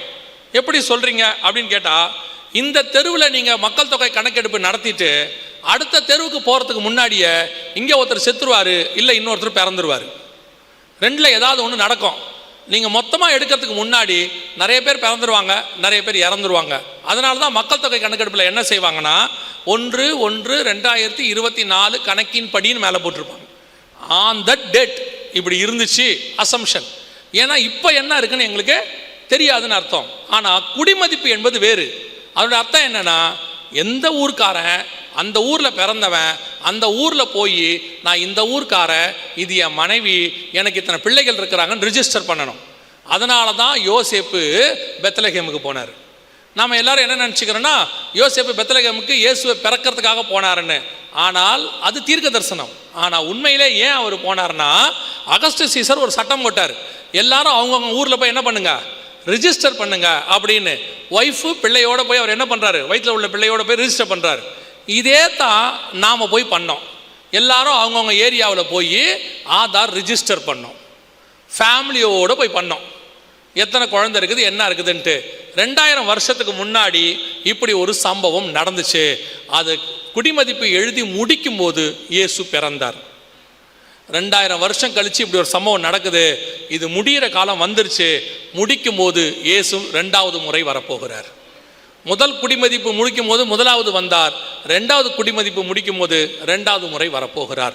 நம் கண்களுக்கு முன்பாக வேதத்தில் சொல்லப்பட்ட அத்தனை காரியங்களும் துல்லியமாய் நிறைவேறி கொண்டே இருக்கிறது. இப்போ திருப்பியும் சொல்கிறேன், இதை வலது கையிலாவது நெத்தியிலாவது போட்டால் தான் தப்பு. அது இப்போ வரைக்கும் இருக்கிறது உங்களுக்கு சாம்பிள். ஏன்னா இப்போது ஆதார் கொடுத்துருக்குறாங்க. ஆதார் கொடுத்தவருடைய நோக்கம் உங்களை கண்காணிக்கிறதுக்காக, நீங்கள் யாருன்னு கண்டுபிடிக்கிறதுக்காக. எத்தனை பேர் ஆதார் கையில் வச்சுருக்கிறீங்க? ஆதார் அட்டையை கையில் வச்சுருக்கிறவங்க எத்தனை பேர்? மீதம் உள்ளவங்கள எங்கே வச்சுருக்கீங்க? பீரோவில் பத்திரமா இருக்குது. ஆமாம் தானே? பீரோவில் நாம் என்ன பண்ணுறோம், ஆதார் தொலைஞ்சிடக்கூடாது, பத்திரமா வச்சுக்கணும்னு பீரோவில் வச்சுருக்கோம். இப்போ ஒருவேளை கம்ப்யூட்டர்லேருந்து அந்த அட்டையில், இப்போ சிம் இல்லை, அட்டையில் வந்து அந்த RFID கார்டு இல்லை. இப்போ உங்களுடைய ரேஷன் கார்டு, டிரைவிங் லைசன்ஸில், RC புக்கெலாம் பார்த்தீங்கன்னா ஒரு சிம் கார்டு மாதிரி ஒன்று இருக்கும், ஒரு சின்ன RFID கார்டு, அதுக்கு பேர் ரேடியோ ஃப்ரீக்வன்சி கார்டு. உங்களுடைய பேங்க் கார்டில் இருக்கும், எல்லாத்துலேயும் இருக்கும். இந்த சிம் வச்ச கார்டு ஒன்று உங்களுக்கு தருவாங்க. எதுக்கு? ஆதாருக்கும் தருவாங்க. இதை உங்களுக்கு கொடுக்கும்போது இது எதுக்கு கொடுக்குறாங்கன்னா, உங்களை கண்காணிக்கிறதுக்காக தான். இப்போ உங்கள் நம்பரை போட்டவொடனே நீங்கள் எங்கே இருக்கிறீங்கன்னு காட்டும். நீங்கள் எங்கே இருக்கீங்கன்னு காட்டும். இப்போ கம்ப்யூட்டர் சேட்டலைட் என்ன செய்யும், உங்கள் ஃபோன் எங்கே இருக்குதோ அங்கே தானே ரிங்கு வரும். அதே மாதிரி உங்கள் ஆதார் எங்கே இருக்குதோ அங்கே தானே காட்டும். இப்போ உங்கள் ஆதார்லாம் எங்கே இருக்கு? பீரோவில் இருக்கு. அது என்ன காட்டும்னா, இவர் பீரோவில் இருக்கிறார், இந்த அட்ரஸில் இந்த வீட்டில் அவர் பீரோவில் இருக்கார். அவர் மட்டுமல்ல, அவர் குடும்பத்தோடு பீரோவில் இருக்கிறார்.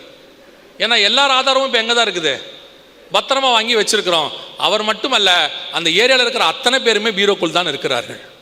ஏன்னா எல்லாருமே பீரோக்குள்ள தான் என்ன பண்ணி வச்சிருக்கிறோம், பத்திரமா வச்சிருக்கிறோம். ஸோ இப்போ நம்மளை என்ன செய்ய முடியாது, கண்காணிக்க முடியாது. அதனால என்ன பண்ண போறாங்கன்னா, இதை உங்கள் வலது கையிலையும் நெத்தியிலையும் போட வைக்கிறதுக்கான வேலை ஒன்று செய்ய போகிறாங்க. அதுக்கான ட்ராமா ஒன்று செஞ்சு பார்த்தாங்க, ரிகல்சர் நம்ம பாஷையில் சொன்னால். அந்த ரிகல்சரில் நீங்கள் எல்லாருமே நல்லபடியாக கலந்துக்கிட்டு நல்லபடியாக ஒத்துழைப்பு கொடுத்து அவங்களுடைய ட்ராமாவை சக்ஸஸ்ஃபுல்லாக முடிச்சிட்டிங்க. இது எப்போ நடந்துச்சு? இல்லை, வலது கைக்கும் நெத்திக்கும் இது எப்போ நடந்துச்சு எங்களுக்கு தெரியாதே அப்படின்னு சொன்னீங்கன்னா, கொரோனா முடியும் போது திடீர்னு ஒன்று சொன்னாங்க. உங்கள் எல்லாருக்கும் ஞாபகம் இருக்கும்னு நான் நினைக்கிறேன். வேக்சின் போடாத யாருமே வெளியே வரக்கூடாது, பொது இடங்களுக்கு வரக்கூடாது, வேக்சின் போடாதவங்க ஆஃபீஸ்க்கு வரக்கூடாது, வேக்சின் போடாதவங்க கவர்மெண்ட்டாக இருந்தால் கவர்மெண்ட் வேலைக்கு வரக்கூடாது, எவ்ரிபடி மஸ்ட் டூ அந்த வேக்சினை வந்து நீங்கள் என்ன பண்ணியிருக்கணும், வாங்கியிருக்கணும்னு சொன்னாங்க. கரெக்ட் தானே நான் சொல்கிறது? நடந்துச்சா இல்லையா? இப்போ இதில் நம்ம ஆளில் கொஞ்சம் நல்லவர் இருந்துக்கிறாங்க. நான் எப்பவும் சொல்லுவேன், நம்ம ஆட்களில் கொஞ்சம் நல்லவங்க இருக்கிறாங்க. யாருன்னா, ஒரு சிலர் அவங்க சொல்லுவாங்க, வேக்சினில் என்ன பிரச்சனை இருக்குன்னே தெரியாதுங்க. ஆமாம் தானே? இப்போ வரைக்கும் அந்த டிபேட்டு போயிட்டே இருக்குல்ல, வேக்சின் நல்லதா கெட்டதா நமக்கு தெரியாது. ஆனால் இந்த வேக்சின் வந்து என்னை பொறுத்த வரைக்கும் அற்புதமான வேக்சின். எப்படி சொல்கிறீங்க அப்படின்னு கேட்டிங்கன்னா, இந்த வேக்சின் போட்டால் திருப்பி கொரோனா வராதா? வருமா? வரும். வேக்சின் போட்டால் கொரோனா சுகமாகுமா? ஆகாது. ஏன் போடணும்? இப்படி ஒரு வேக்சின் உலகத்தில் இருக்கா? அப்போ எவ்வளோ நல்ல வேக்சின் பாருங்க. ஏன் போடுறோன்னே தெரியாமல் போட்டவங்க நம்ம எல்லாரும். ஏன் போடணும். சரியாகுமா? தெரியாது. சுப்ரீம் கோர்ட்டில் சொல்லியிருக்காங்க. அப்போ இது திரும்பி வராமல் தடுக்குமா? அப்படியும் சொல்ல முடியாது. அப்புறம் ஏன் போடணும். போட்டாச்சு. சூப்பர்ல நம்ம.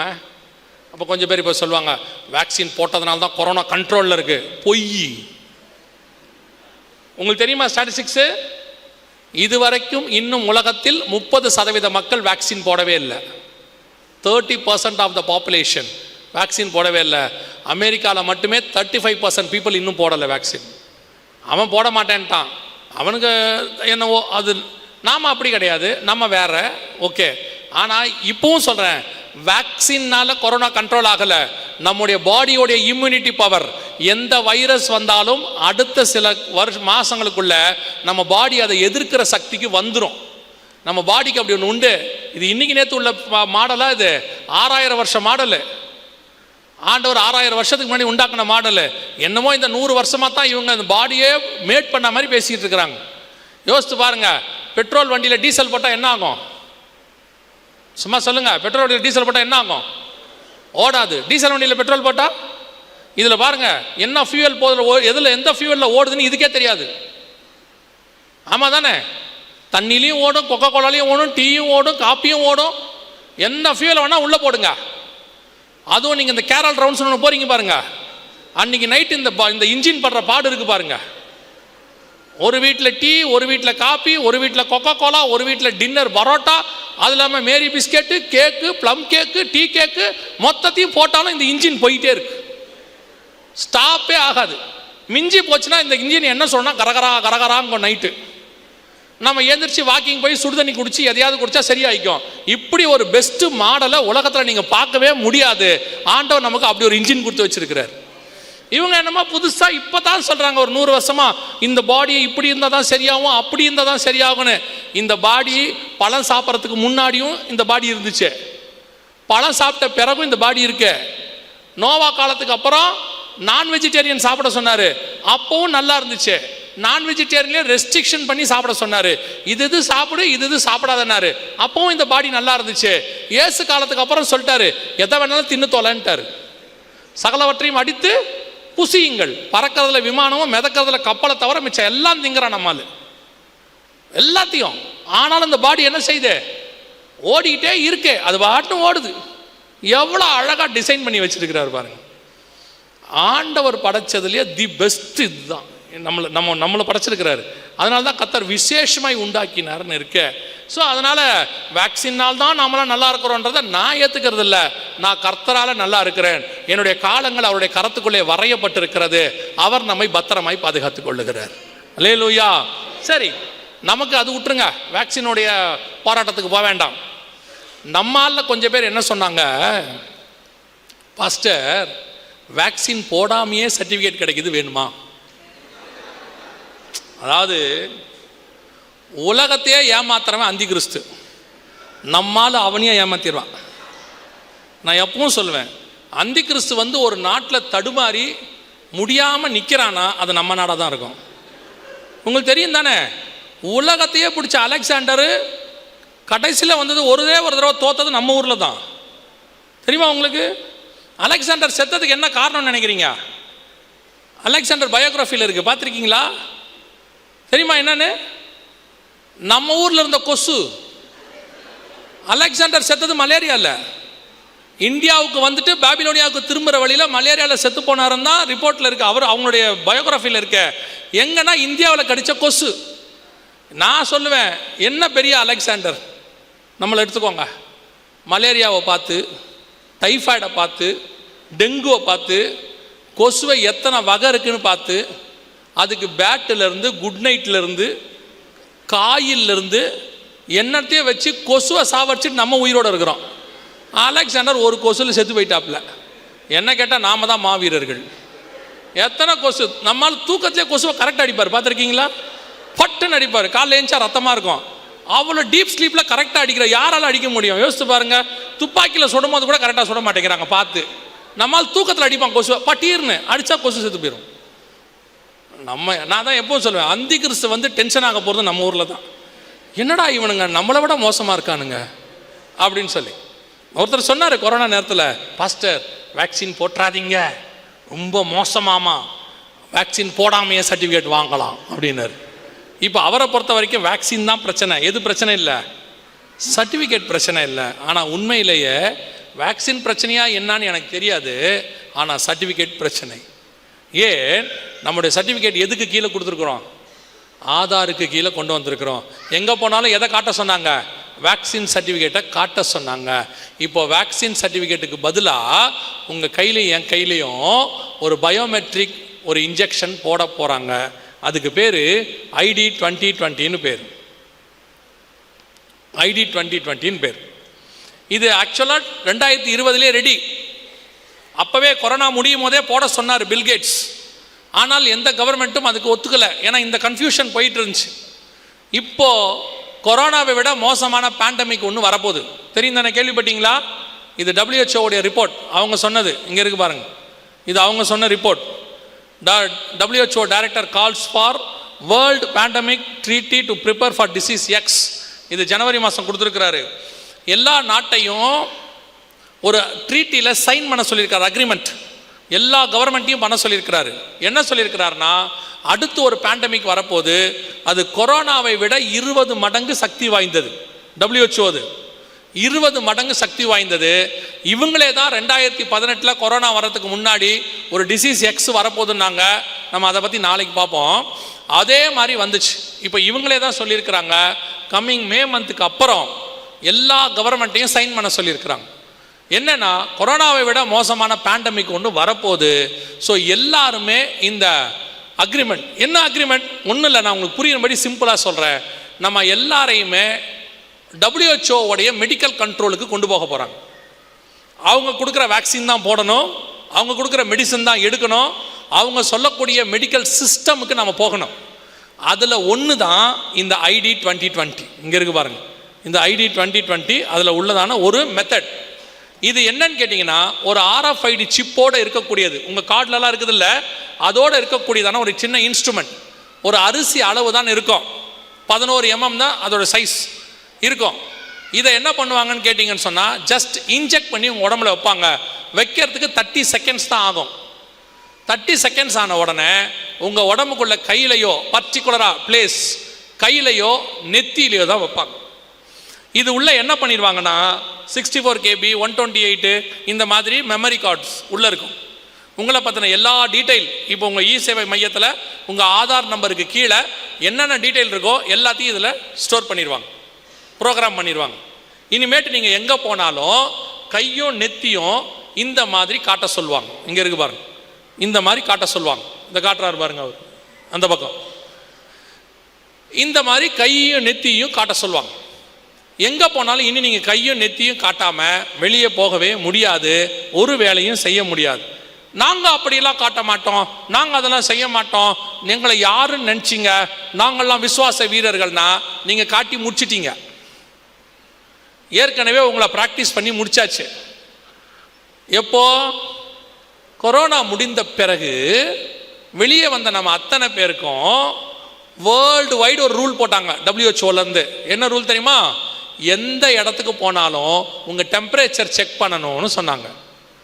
அது சர்ச்சுக்கு வந்தாலும் சரி, ஷாப்பிங் மாலுக்கு போனாலும் சரி, அல்லது நீங்கள் ஒரு ஸ்கூலுக்கு போனாலும் சரி, எங்கே போனாலும் ஒரு RFID டவர் வச்சுருப்பாங்க. அப்படி இல்லைன்னா கையில் ஒரு தெர்மோ அந்த இது வந்து வச்சுருப்பாங்க, டெம்பரேச்சர் கண்டுபிடிக்கிறது. எங்கே போனாலும் இருக்கும், எவ்ரிவேர். நான் சொல்கிறது இந்தியா தமிழ்நாடு இல்லை, அமெரிக்காவிலேருந்து, ஏர்போர்ட்லேருந்து, ரயில்வே ஸ்டேஷன்லேருந்து, பஸ் ஸ்டாப்லேருந்து எங்கே போனாலும் இருக்கும். எங்கே காட்ட சொன்னாங்கன்னா, ஒன்று உங்கள் கையை காட்ட சொன்னாங்க, இல்லைன்னா நெத்தியை காட்ட சொன்னாங்க. இந்த 2 தான் நீங்கள் எங்கே போனாலும் காட்டினீங்க. இப்போ இதை ஏன் காட்டினீங்க? இதை எதுக்காக காட்டினீங்க அப்படின்னா, உங்ககிட்ட அவங்க சொன்னது டெம்பரேச்சர் பார்க்கறதுக்கு. சரியா? நான் முதல்ல ஒன்று கேட்குறேன், டெம்பரேச்சரை கையில் செக் பண்ணி பார்த்துருக்கீங்களா? இதுக்கு முன்னாடி வரைக்கும் நமக்கு அப்படி ஒரு வாய்ப்பு இருந்துச்சா? இல்லை. டெம்பரேச்சர் செக் பண்ணுறதா இருந்தால் முன்னாடி நான் சொல்கிறது ஒரு 30 வருஷத்துக்கு முன்னாடி வாயில் தெர்மாமீட்டர் வைப்பாங்க ஒரு காலம். அப்புறம் இப்படி உதறிட்டு வைப்பார், பார்த்துருக்கீங்களா? மெர்க்குரி இருக்கும் உள்ள. அப்புறம் கொஞ்ச நாளைக்கு அப்புறம் அக்கல்ல வைக்க ஆரம்பித்தாங்க. அதை போனால் சட்டையை கழட்டிட்டு நிற்க வேண்டி இருக்குதுன்னு சொல்லி வேறொரு மெத்தட் கொண்டாந்து ஒரு கன் மாதிரி காதில் வச்சு பார்த்தாங்க. இந்த மெத்தட்லாம் போய் நம்ம பாட்டி வீட்டிலையே நெத்தியில் கை வச்சு கண்டுபிடிச்சிரும். இவங்க இவ்வளோ கஷ்டப்பட்டு கண்டுபிடிக்கிறத பாட்டி என்ன பண்ணுறோம்? நெத்தியில் கண்டுபிடிச்சிரும். அவங்களே சொல்லிடும், சாதாரண காய்ச்சல் தாண்டாடணும், அனலாக கொதிக்குதுங்க. அவங்க 2 செகண்டில் சொல்லி முடிச்சிடுவாங்க. அந்த பாட்டி அவங்க நெத்தியில் வைப்பாங்க, இங்கே வைப்பாங்க, கையை கண்டுபிடிச்சிருவாங்க. ரைட். என்னைக்கு நம்ம கையில் செக் பண்ணோம்? ஏன் திடீர்னு கையும் நெத்தியும் செக் பண்ணாங்க? இப்படி செக் பண்ணுறதுக்கு என்ன காரணம்? First point. ரெண்டாவது பாயிண்ட், இந்த செக் பண்ணுறதுனுடைய ப்ரொசீஜர் என்னன்னு கேட்டிங்கன்னா, நீங்கள் போய் கை காட்டின உடனே உங்களுடைய ஆதார் நம்பர் அங்கே இருக்கிற நோட்டில் என்ன செய்யணும்? எழுதி உங்களுடைய டெம்பரேச்சரை நோட் பண்ணணும். இவர் இத்தனை டெம்பரேச்சரில் இருக்காருன்னு. எத்தனை இடத்துல நோட் பண்ணி நீங்கள் பார்த்தீங்களா? எங்கேயாவது ஏதாவது ஒரு இடத்துல 2 இடத்துல மட்டும் செஞ்சுருப்பாங்க பர்ஃபெக்டாக. ஆனால் பெரும்பான்மையான இடத்துல கையை பார்த்துட்டு போங்க போங்க போங்கன்னு அமுச்சிக்கிட்டே இருந்தாங்க. எவ்வளோ டெம்பரேச்சர் இருந்தது உங்களுக்கும் தெரியாது, அவருக்கும் தெரியாது. ஏன்னா அங்கே இருக்கிற ஒரு இந்திக்காரர், அவருக்கு அதை அவர் பார்க்கும் போதே ஒரு விளையாட்டு கன்னு நினச்சி விளையாடி இருப்பார். இப்போ வரைக்கும் நம்ம இந்திக்காரங்களுக்கு பாதி விஷயம் நமக்கு தெரியவே தெரியாது. அவர் வச்சுட்டு ஓகே ஓகே. நான் ஒரு ஷாப்பிங் மால்குள்ளே போகும்போது காட்டினாங்க, கை காட்ட சொன்னாங்க. நான் எப்பவுமே இந்த லெஃப்ட் ஹேண்டை தான் காட்டுவேன். அதில் ஒரு பரிசுத்தமாக ரைட் ஹேண்ட் காட்ட மாட்டோம். ஏன்னா பைபிளில் ரைட் ஹேண்ட்னு போட்டிருக்குல்ல, அதில் லெஃப்ட் ஹேண்டு காட்டினேன்னா அவர் பார்த்துட்டு நான் கேட்டேன், எவ்வளோ இருக்குது டெம்பரேச்சர்னு? 84ன்னாரு. எவ்வளோ இருந்துச்சு? நான் கேட்டேன் 84 94 84 அப்படின்னாரு. 84 இருந்தால் என்ன செத்து போயிருக்கணும். அவங்களுக்கு எவ்வளோ டெம்பரேச்சருங்கிறது முக்கியம் இல்லை. அவங்களை பொறுத்த வரைக்கும் ஒன்று தான் ட்ரை பண்ணார்கள், சொல்லி கொடுத்தார்கள். என்ன தெரியுமா? கையும் நெத்தியும் காட்டுகிற பழக்கத்தை நமக்குள் கொண்டு வந்து விட்டார்கள். ரைட் ஹேண்ட் அந்த ஃபோர் ஹேண்டை காட்டுற பழக்கத்தை என்ன பண்ணியாச்சு? கொண்டாந்தாச்சு. வேலை முடிஞ்சு. இப்போ நம்ம அத்தனை பேருமே கையும் நெத்தியும் காட்டி பழக்கப்பட்டுட்டோம். நம்மளை விட அந்த பழக்கத்தை ஃபஸ்ட்டு யாருக்கு அவங்க மெயினாக ஏற்படுத்தினாங்க தெரியுமா? நம்ம பிள்ளைகளுக்கு. ஏன் தெரியுமா? வருகை தாமதிச்சா அடுத்த ஜென்ரேஷன் அவங்க தான். அவனுக்கு இப்போ கையை நெத்தியும் காட்டுறது சகஜமாயிருச்சு. அவனை பொறுத்த வரைக்கும் இது பைபிளில் இருக்குது, இதை செய்யக்கூடாதுன்னு அவனுக்கு கிடையாது. அவனை பொறுத்த வரைக்கும் நான் சின்ன வயசுலேருந்து இப்படி காட்டிக்கிட்டு இருக்கிறேன் கையும் நெத்தியும், இதில் என்ன தப்பு இருக்குது அப்படின்னு அவன் நினைப்பான். இப்போ நான் உங்களை ஒரு கேள்வி கேட்குறேன், பதில் சொல்லுங்கள். இந்த கையும் நெத்தியும் காட்ட சொன்னாங்களே, நீங்களும் காட்டினீங்களே, உங்கள் யாருக்காவது தோணுச்சா? பைபிளில் சொன்ன மாதிரியே வலது கையும் நெத்தியும் உலகம் முழுக்க காட்ட சொல்கிறாங்களே, எல்லா இடத்துலையும் காட்ட சொல்கிறாங்களே, ஆண்டவர் இல்லைன்னா அந்த ஸ்கூலுக்குள்ளே விட மாட்டாங்க, இல்லைன்னா அந்த ஹாஸ்பிட்டலுக்குள்ளே விட மாட்டாங்க, கையும் நெத்தியும் காட்ட சொல்கிறாங்களே, இது பைபிளில் சொல்லியிருக்கிறாங்களேன்னு யாருக்காவது தோணுச்சா? தோணல. மத்திய 24 37 38 என்ன சொல்லுது தெரியுமா? நோவாவின் காலத்தில் எப்படி நடந்ததோ அப்படியே மனுஷகுமாரன் வரும் காலத்திலும் நடக்கும். இந்த காலத்தில் மனுஷகுமாரன் வரும் காலத்தில் நடக்கும். எப்படி எனில், புசித்தும் குடித்தும் பெண் கொண்டும் பெண்ணெடுத்தும் வெள்ளம் வந்து வாரிக்கொண்டு போகும் அளவும் உணராதிருந்தார்கள். உணர்வுள்ள இருதயம் போயிருச்சாமா அவங்களுக்கு. இப்போ இந்த இடத்துல தான் சர்ச் இருக்கு. இதே உணர்வில்லாத இருதயம், இவ்வளோ பெரிய கொள்ளை நோய் வந்துச்சு, பைபிளில் சொல்லியிருக்கிறாங்க, உணர்வில்லை. பெரிய பெரிய பூமி அதிர்ச்சி நடக்குது, உணர்வில்லை. ஜஸ்ட் ஆன நியூஸ், ஒரு செய்தி உங்களுக்கு கடந்து போய் விடுகிறீர்கள். ஜப்பானில் ஜனவரி 1ஆம் தேதி 7.6 ஏதாவது உங்களுக்கு தோணுச்சா? தோணலை. ஓ, ஜப்பானில் பூமி அதிர்ச்சியா, முடிஞ்சு. அடுத்த நாள் ஈரானில் பிரச்சனை, 3ஆவது நாள் பிரச்சனை, தொடர்ச்சியா 1 2 3 நாளும் பெரிய விபத்துகள் உலகம் முழுக்க. ஐஸ்லாண்டில் 40 கிலோமீட்டருக்கு எரியுது, இப்பவும் எரியுது. ஏதாவது தோணுச்சா? தோணாது. இப்போ மக்களுடைய மனநிலை எப்படி தெரியுமா? புசிப்போம் குடிப்போம் நாளைக்கு சாவோம், அந்த இடத்துக்கு வந்தாச்சு மக்கள். அதான் பைபிள் சொல்லுது. எப்படி இருப்பாங்களாம் இயேசு வரும்போது? புசித்து குடித்து பெண் கொண்டு பெண் எடுத்து. உணர்வில்லாத இருதயம். இப்போ என்ன, நல்லா சாப்பிடணும், நல்லா ஜாலியாக இருக்கணும், கல்யாணம் பண்ணி பார்க்கணும், வீடு கட்டணும், வாசல் கட்டணும், ஒரு நாள் வந்தா போகிறாங்க, இருந்தா என்ன போனா என்ன, ஆனால் கொஞ்சம் கூட ஒரு உணர்வில்லை. இது எல்லாம் ஆண்டவர் எனக்கு சொல்லி இருக்கிறாரு, என் தேவன் சொன்னபடியே நடக்குது, ஆண்டவர் இவையெல்லாம் சம்பவிக்கும் போது உங்கள் மீட்பு சமீபமாக இருக்குதுன்னு சொல்லி இருக்கிறாரு. அப்படின்னா என் இயேசு வருவாருங்கிற உணர்வு இருக்குதா? நம்ம தான் கையும் நெத்தியும் காட்டியிருக்கிறோம். காட்டும் போது தோணணும் இல்லை, ஐயோ பைபிளில் சொன்ன மாதிரியே சொல்லிட்டாங்க, நம்பர் வந்துருச்சு, நம்ம நம்பரை கேட்குறாங்க, கையை நெத்தியும் காட்டாட்டி உள்ள விட மாட்டேன்னு சொல்றாங்க. ஒரு பாயிண்ட், சபை எவ்வளவு ஆவிக்குரிய மழுங்கி போன நிலையில் இருக்குது பாருங்க. சபை என்பது ஆசீர்வாதத்தின் கூடாரமாய் மாறிவிட்டது. இயேசுநாதரை ஆசீர்வாத கடவுளாய் மாற்றி வச்சிருக்கிறீங்க. இயேசுநாதர்கிட்ட வந்தாலே ஏதாவது கொடுப்பார், வரும்போதே எதை கொடுத்தாலும் அதோட திருப்தி ஆகணுமா, போதுமென்ற மனதனும் கூடிய தெய்வ பக்தி இருக்குதா? இல்லை.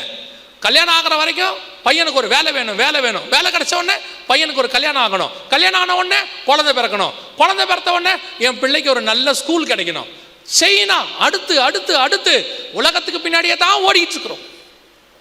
நம்மளை சுத்தி இவ்வளவு வலை பின்னப்பட்டுருச்சு. இயேசு சொல்றாரு, ஒருவரும் தப்பி போகாத காலம் ஒன்று வருகிறது. கைக்கும் நெத்திக்கும் கிட்ட வந்துட்டாங்க, செக் பண்ண ஆரம்பிச்சிட்டாங்க. இப்பவும் சொல்றேன், அடுத்த பேண்டமிக் ஆரம்பிக்கும் பொழுது 2018 இந்த விஷயத்தை சொல்றோம்.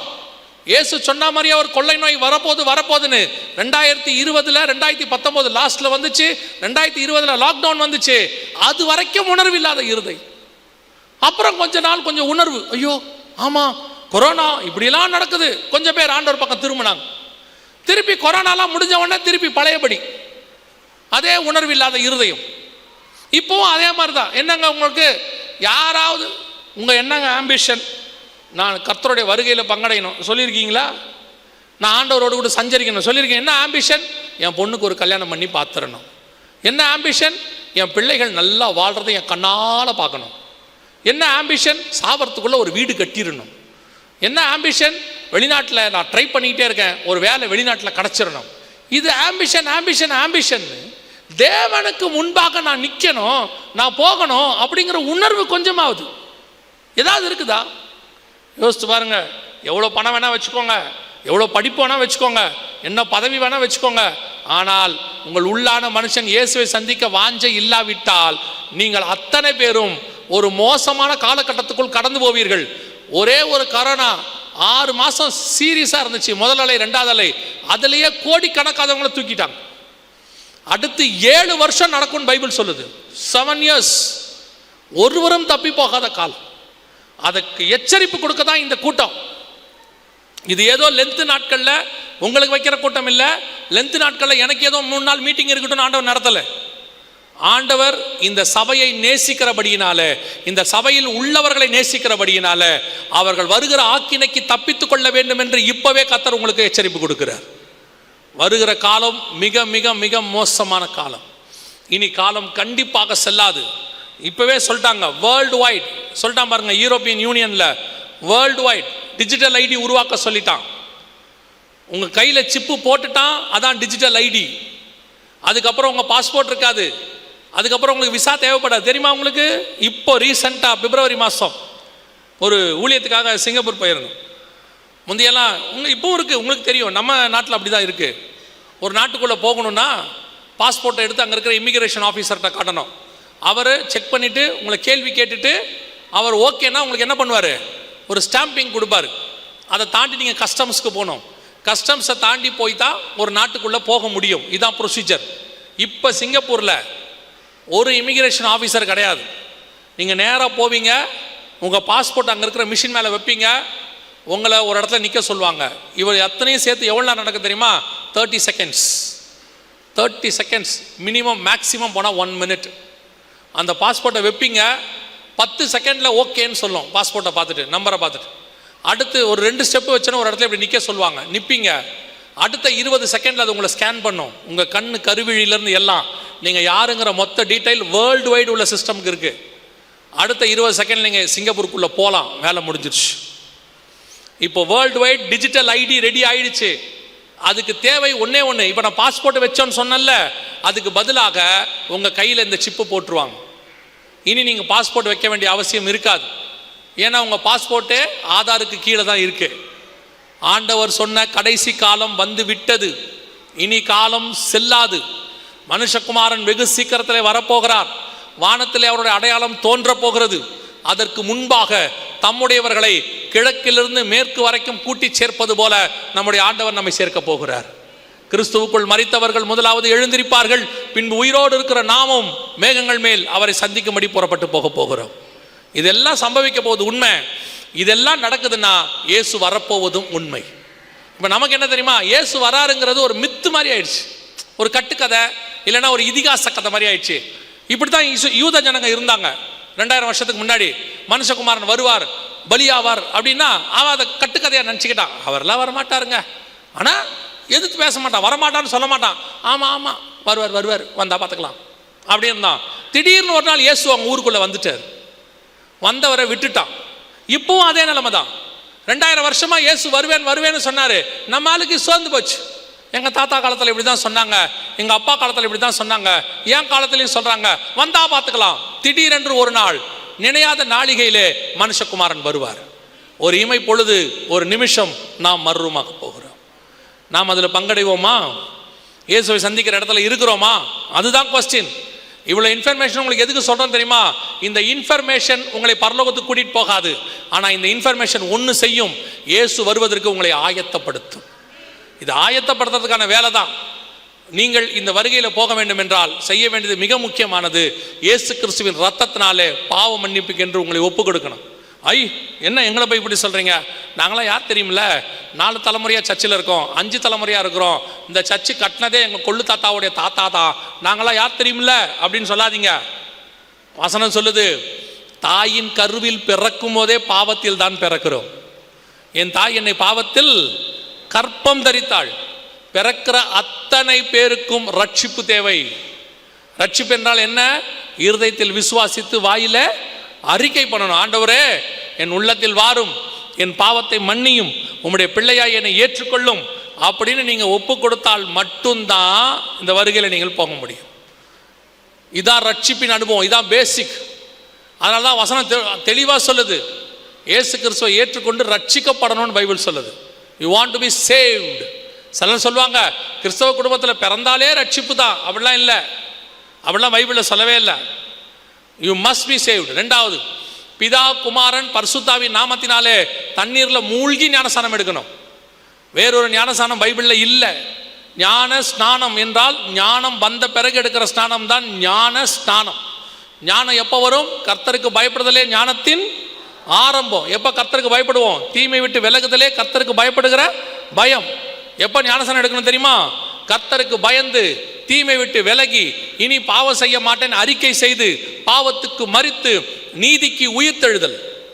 இந்த ஞானஸ்நானம் எடுத்திருக்கணும். இதைத்தான் ஒரே வசனத்தில் ஆண்டவர் சொன்னார், விசுவாசம் உள்ளவனாகி ஞானஸ்நானம் பெறுகிறவனே ரட்சிக்கப்படுவான். இது எடுத்திருக்கணும். 3வது, எபேசியர் 4:30, மீட்கப்படும் நாளுக்கென்று முத்திரையான பரிசுத்த ஆவியை துக்கப்படுத்தாதிருங்கள். அதைத்தான் உங்களுக்கு இவ்வளவு நேரம் சொன்னோம். பரிசுத்த ஆவியானவர் தான் நடத்த முடியும், அவர் தான் போதிக்க முடியும், அவர் தான் உங்களை கொண்டு போய் பரலோக ராஜ்யத்தில் சேர்க்க முடியும். பரிசுத்த ஆவியானவர் உங்களுக்குள்ள வந்துட்டார்னா பரலோகத்துக்கு உங்களை அவர் ஆயத்தப்படுத்துகிறார்னு அர்த்தம். இது 3ம் பேசிக், அடிப்படை. அதைத்தான் இது பைபிள் சொல்லக்கூடிய அடிப்படை உபதேசம். இது பரலோகத்துக்கு வருகையில் போகிறதுக்கான அடிப்படை. மற்ற காரியங்களை குறித்து கர்த்தருக்கு சித்தமானால் நாளைக்கு மாலை வேளையிலே பார்க்க போகிறோம். நாம் ஜெபிக்க போகிறோம். எழுந்திரிக்கலாமா? நம்ம எல்லாம் எழுந்திரிக்கலாம். உங்களை நீங்கள் ஆராய்ந்து பாருங்கள். 1 கொரிந்தியர் 11:31 சொல்லுகிறது, நம்மை நாமே நிதானித்து அறிந்தோமானால் நாம் நியாயம் தீர்க்கப்படும். உங்களை நீங்கள் ஆராய்ந்து பாருங்கள். எல்லாத்தையும் கொஞ்சம் ஓரம் வச்சிடுங்க. எல்லா கண்களையும் மூடுவோம். ஒரு 2 நிமிஷம் மாத்திரம். நீங்கள் சொன்ன நேரத்துக்கு நான் கரெக்டாக முடிச்சுடுவேன். அதுக்கு மேலே 1 நிமிஷம் கூட எடுக்க மாட்டேன். எனக்கு கொடுத்த நேரத்துக்குள்ள நான் முடிச்சுடுவேன். உங்களை நீங்கள் ஆராய்ந்து பாருங்கள். நீங்கள் யார் என்னங்கிறத கொஞ்சம் ஓரமாக வச்சுருங்க. என்ன படிச்சிங்க, என்ன வேலை பார்க்குறீங்க, உங்கள் அந்தஸ்து என்ன, உங்கள் சோ என்ன, எல்லாத்தையும் தூக்கி கொஞ்சம் ஓரமாக வச்சுருங்க. சர்ச்சில் உங்களுக்கு என்னதான பொசிஷன், சபையில் நீங்கள் யார், எல்லாத்தையும் கொஞ்சம் ஓரமாக வச்சுடுங்க. வச்சுட்டு தேவ சமூகத்தில் உங்களை தாழ்த்துங்க. அப்பேற்பட்ட சமஸ்த இஸ்ரவேலுக்கு ராஜா தாவீதே தன்னை தேவனுக்கு முன்பாக தாழ்த்தினான்னு இருக்கு. அவன் கூட பார்த்தா நம்மெல்லாம் ஒன்றுமே கிடையாது. தாழ்த்துங்க ஆண்டவருக்கு முன்பாக. இயேசு கிறிஸ்துவே சிலுவையின் முடிவு பரியந்தம் தன்னை தாழ்த்தினார்னு இருக்கு. இன்னைக்கு கொஞ்சம் படிச்சுட்டா, கொஞ்சம் வேலையில் நல்ல சம்பளம் வந்துட்டா, ஒரு 2 வீடு கட்டி இடம் வாங்கிட்டா, ஒரு 10-20 சவரன் நகை வாங்கிட்டா, ஒரு சர்ச்சில் ஒரு நல்ல போஸ்டிங் கிடைச்சிட்டா, கண்ணில் பெருமை, பேச்சில் பெருமை, நடையில் பெருமை, எல்லாத்திலையும் பெருமை. பெருமை உள்ளவனுக்கு கர்த்தர் எதிர்த்து நிற்கிறார். தாழ்த்துங்க தேவ சமூகத்தில். கர்த்தர்கிட்ட நெஞ்ச நிமித்தி வாழ்ந்தவன் ஒருத்தன் கூட கிடையாது. ஆனா காலை பிடிச்சி பொழைச்சவங்க எத்தனையோ பேர் இருக்கிறாங்க. இன்னைக்கு சபைக்குள்ள அவ்வளவு பெருமை, ஃபேமிலி பெருமை. ஆண்டவர் பார்த்துக்கிட்டே இருக்கிறாரு. சர்வ வல்லமை உள்ள தேவனே சீஷர்கள் கால்களை கழுவினார்னு இருக்கு. அவரே தன்னை தாழ்த்தினார். ஒப்பு கொடுங்க. இன்னைக்கு இந்த இயேசு வந்தா நீங்க போவீங்களா? உங்களுக்குள்ள வருகையில் போவோங்கிற நிச்சயம் இருக்கா? ரட்சிக்கப்பட்டிருக்கிறீங்களா? இயேசு என் பாவத்தை மன்னிச்சாருங்கிற நிச்சயம் இருக்கா? உங்க சிந்தனையில, பேச்சில, செய்கையில, நடக்கையில எல்லாத்திலையும் பரிசுத்தம் இருக்கா? நீங்க போன்ல என்ன பார்க்குறீங்கன்றது உங்களுக்கு தெரியும், தேவனுக்கும் தெரியும். யாருக்கும் தெரியாம நீ என்ன பண்றங்கிறது உங்களுக்கும் தெரியும், தேவனுக்கும் தெரியும். சகலமும் அவருக்கு முன்பாக நிர்வாணமாய் இருக்கிறது. மனைவிக்கு தெரியாது, பிள்ளைகளுக்கு தெரியாது நீ நினைச்சுக்கிட்டு இருக்கிற. ஆண்டவர் சொல்றாரு, எனக்கு தெரியும். நான் ஏன் உன்னை இன்னும் வெளியரங்கம் ஆக்காம இருக்க தெரியுமா? நீ ரட்சிக்கப்படுவாய் என்கிற ஒரே நம்பிக்கையில் உனக்கு வாய்ப்பு கொடுக்கிறார் ஆண்டவர். God is giving you a chance. ஒப்பு கொடுங்க தேவ சமூகத்தில். இன்னும் கடினப்படுத்தாதீங்க, இன்னும் தலையை கடினப்படுத்தாதீங்க, வணங்கா கழுத்துள்ள ஜனங்களா இருக்காதீங்க. இயேசு வருகிற காலம் சமீபமாயிற்று. எப்ப வேணாலும் இயேசு வருவார். எக்காலம் தொனிக்கிறதுக்கு முன்னாடி கர்த்தருடைய வருகை இருக்கும். நாம் எடுத்துக்கொள்ளப்படுவோமா? நாம் ஒப்பு கொடுக்க போகிறோம். எனக்குள்ள இன்னும் மாற்றம் தேவை. நான் சர்ச்சுக்கு வரேன் தான், ஆனால் வருகையில் போவேங்கிற நிச்சயம் எனக்கு இல்லாமல் இருக்கு. ஆனால் இன்னைக்கு ஆண்டவர் பேசி இருக்கிறார் என் கூட. நான் இந்த வருகையில் நானும் போனோம், என் குடும்பமும் போனோம். நாங்கள் இயேசு வரும்போது அந்த நிமிஷத்தை தவற விட்டுறக்கூடாது. நாங்கள் அவரோடு கூட பறந்து போகிற கூட்டத்தில் காணப்பட வேண்டும் அப்படிங்கிற வாஞ்சை உள்ளவங்க, தீர்மானிக்கிறவங்கெல்லாம் உங்கள் கரங்களை தேவனுக்கு நேராக உயர்த்தி, ஆண்டவரே நீர் வரும்போது நான் மட்டும் அல்ல ஆண்டவரே, நாங்கள் குடும்பமாக எடுத்துக்கொள்ளப்பட வேண்டும். ஒப்பு கொடுத்து ஜெபம் பண்ணுவோம். கரங்களை வைத்து இருக்கிறவர்களை கர்த்தர் ஆசீர்வதிப்பாராக. நம்ம எல்லாம் ஜெபிக்க போகிறோம். இப்பொழுது எல்லாம் கரங்களை வைத்து இருக்கிறவங்க எல்லாம் சடங்காச்சாரத்துக்கு கை தூக்காதீங்க. எல்லாரும் தூக்குறாங்களே தூக்காதீங்க. உன் கை தூக்கத்தில் கர்த்தர் கனப்படுத்த மாட்டார். கர்த்தர் இருதயத்தை பார்க்குறார். நான் தான் கையை பார்ப்பேன், கர்த்தர் இருதயத்தை பார்க்கிற தேவன். நான் என்னுடைய சாட்டிஸ்ஃபேக்ஷனுக்காக ஜெபிக்கிறதுக்கு தூக்குறது சும்மா வேண்டா வெறுப்பா அப்படியே கையை தூக்கி சும்மா தூக்குற கேஸு. உன்னெல்லாம் ஆண்டவர் என்ன செய்வார்னு ஆண்டவருக்கே தெரியும். நாம் ஜெபிக்க போகிறோம். எல்லா கண்களை மூடுவோமா தேவ சமூகத்தில்? எல்லாம் ஒப்பு கொடுத்து ஜெபம் பண்ணுவோம். சர்வ வல்லமை உள்ள எங்கள் ஆண்டவரே, 2ஆம் நாளுக்காக உமக்கு நன்றி அப்பா. இப்படி கிருபையுள்ள கரத்தில் தாழ்த்துகிறோம். இத்தனை ஜனங்கள் வந்திருக்கிறாங்க ஆண்டவரே. இத்தனை பேரும் அப்படியே உடைய வருகையிலும் வர கர்த்தர் கிருபை பாராட்டு. எந்த தடைகள் இருந்தாலும் இயேசுவின் நாமத்தில் நிர்மலமாகட்டும். உலகமோ, உலகத்துக்கு உண்டானவைகளோ, பாவமோ, ஆண்டவரே கலாத்தியர்ல சொல்லப்பட்டதான மாம்சத்தின் கிரியைகளோ எதுவும் அவர்களை தடுத்து நிறுத்தி விடாதபடி நாங்கள் எப்படியாவது உன்னுடைய வருகையில பங்கடைய எங்களுக்கு கிருபை பாராட்டுங்க ஆண்டவரே. ஆசீர்வச்சிருங்கப்பா. உலகம் என் பின்னே, சிலுவை என் முன்னேன்னு நாங்கள் ப்ரிஃபரன்ஸ் கொடுக்க கிருபை தாங்க. நாங்கள் மட்டும் இல்லை, எங்கள் பிள்ளைகளும் வந்துட கிருபை தாங்க. குடும்பமாக எடுத்துக்கொள்ளப்பட கர்த்தர் கிருபை பாராட்டுங்க ஆண்டவரே. எங்கள் சபையில் இருக்கிற, ஆலயத்தில் இருக்கிற ஒவ்வொரு குடும்பத்துக்கு விரோதமாய் போராடுகிற பிசாசின் கிரியைகள் எல்லாம் நிர்மூலமாவதாக உம்முடைய மகிமை மூடிக்கொள்ளட்டும். வந்த ஜனங்கள் அத்தனை பேரும் சுகபத்திரமாய் வீடு போய் சேர கிருபை தருவீராக. உம்முடைய வருகை தாமதிக்குமானால் நாளைய தினத்தில் சந்திக்க கிருபை தாரும். எங்கள் ஆண்டவர் இயேசுவின் நாமத்தில் ஒப்பு கொடுத்து ஜெபிக்கிறோம் எங்கள் ஜீவனுள்ள நல்ல பிதாவே.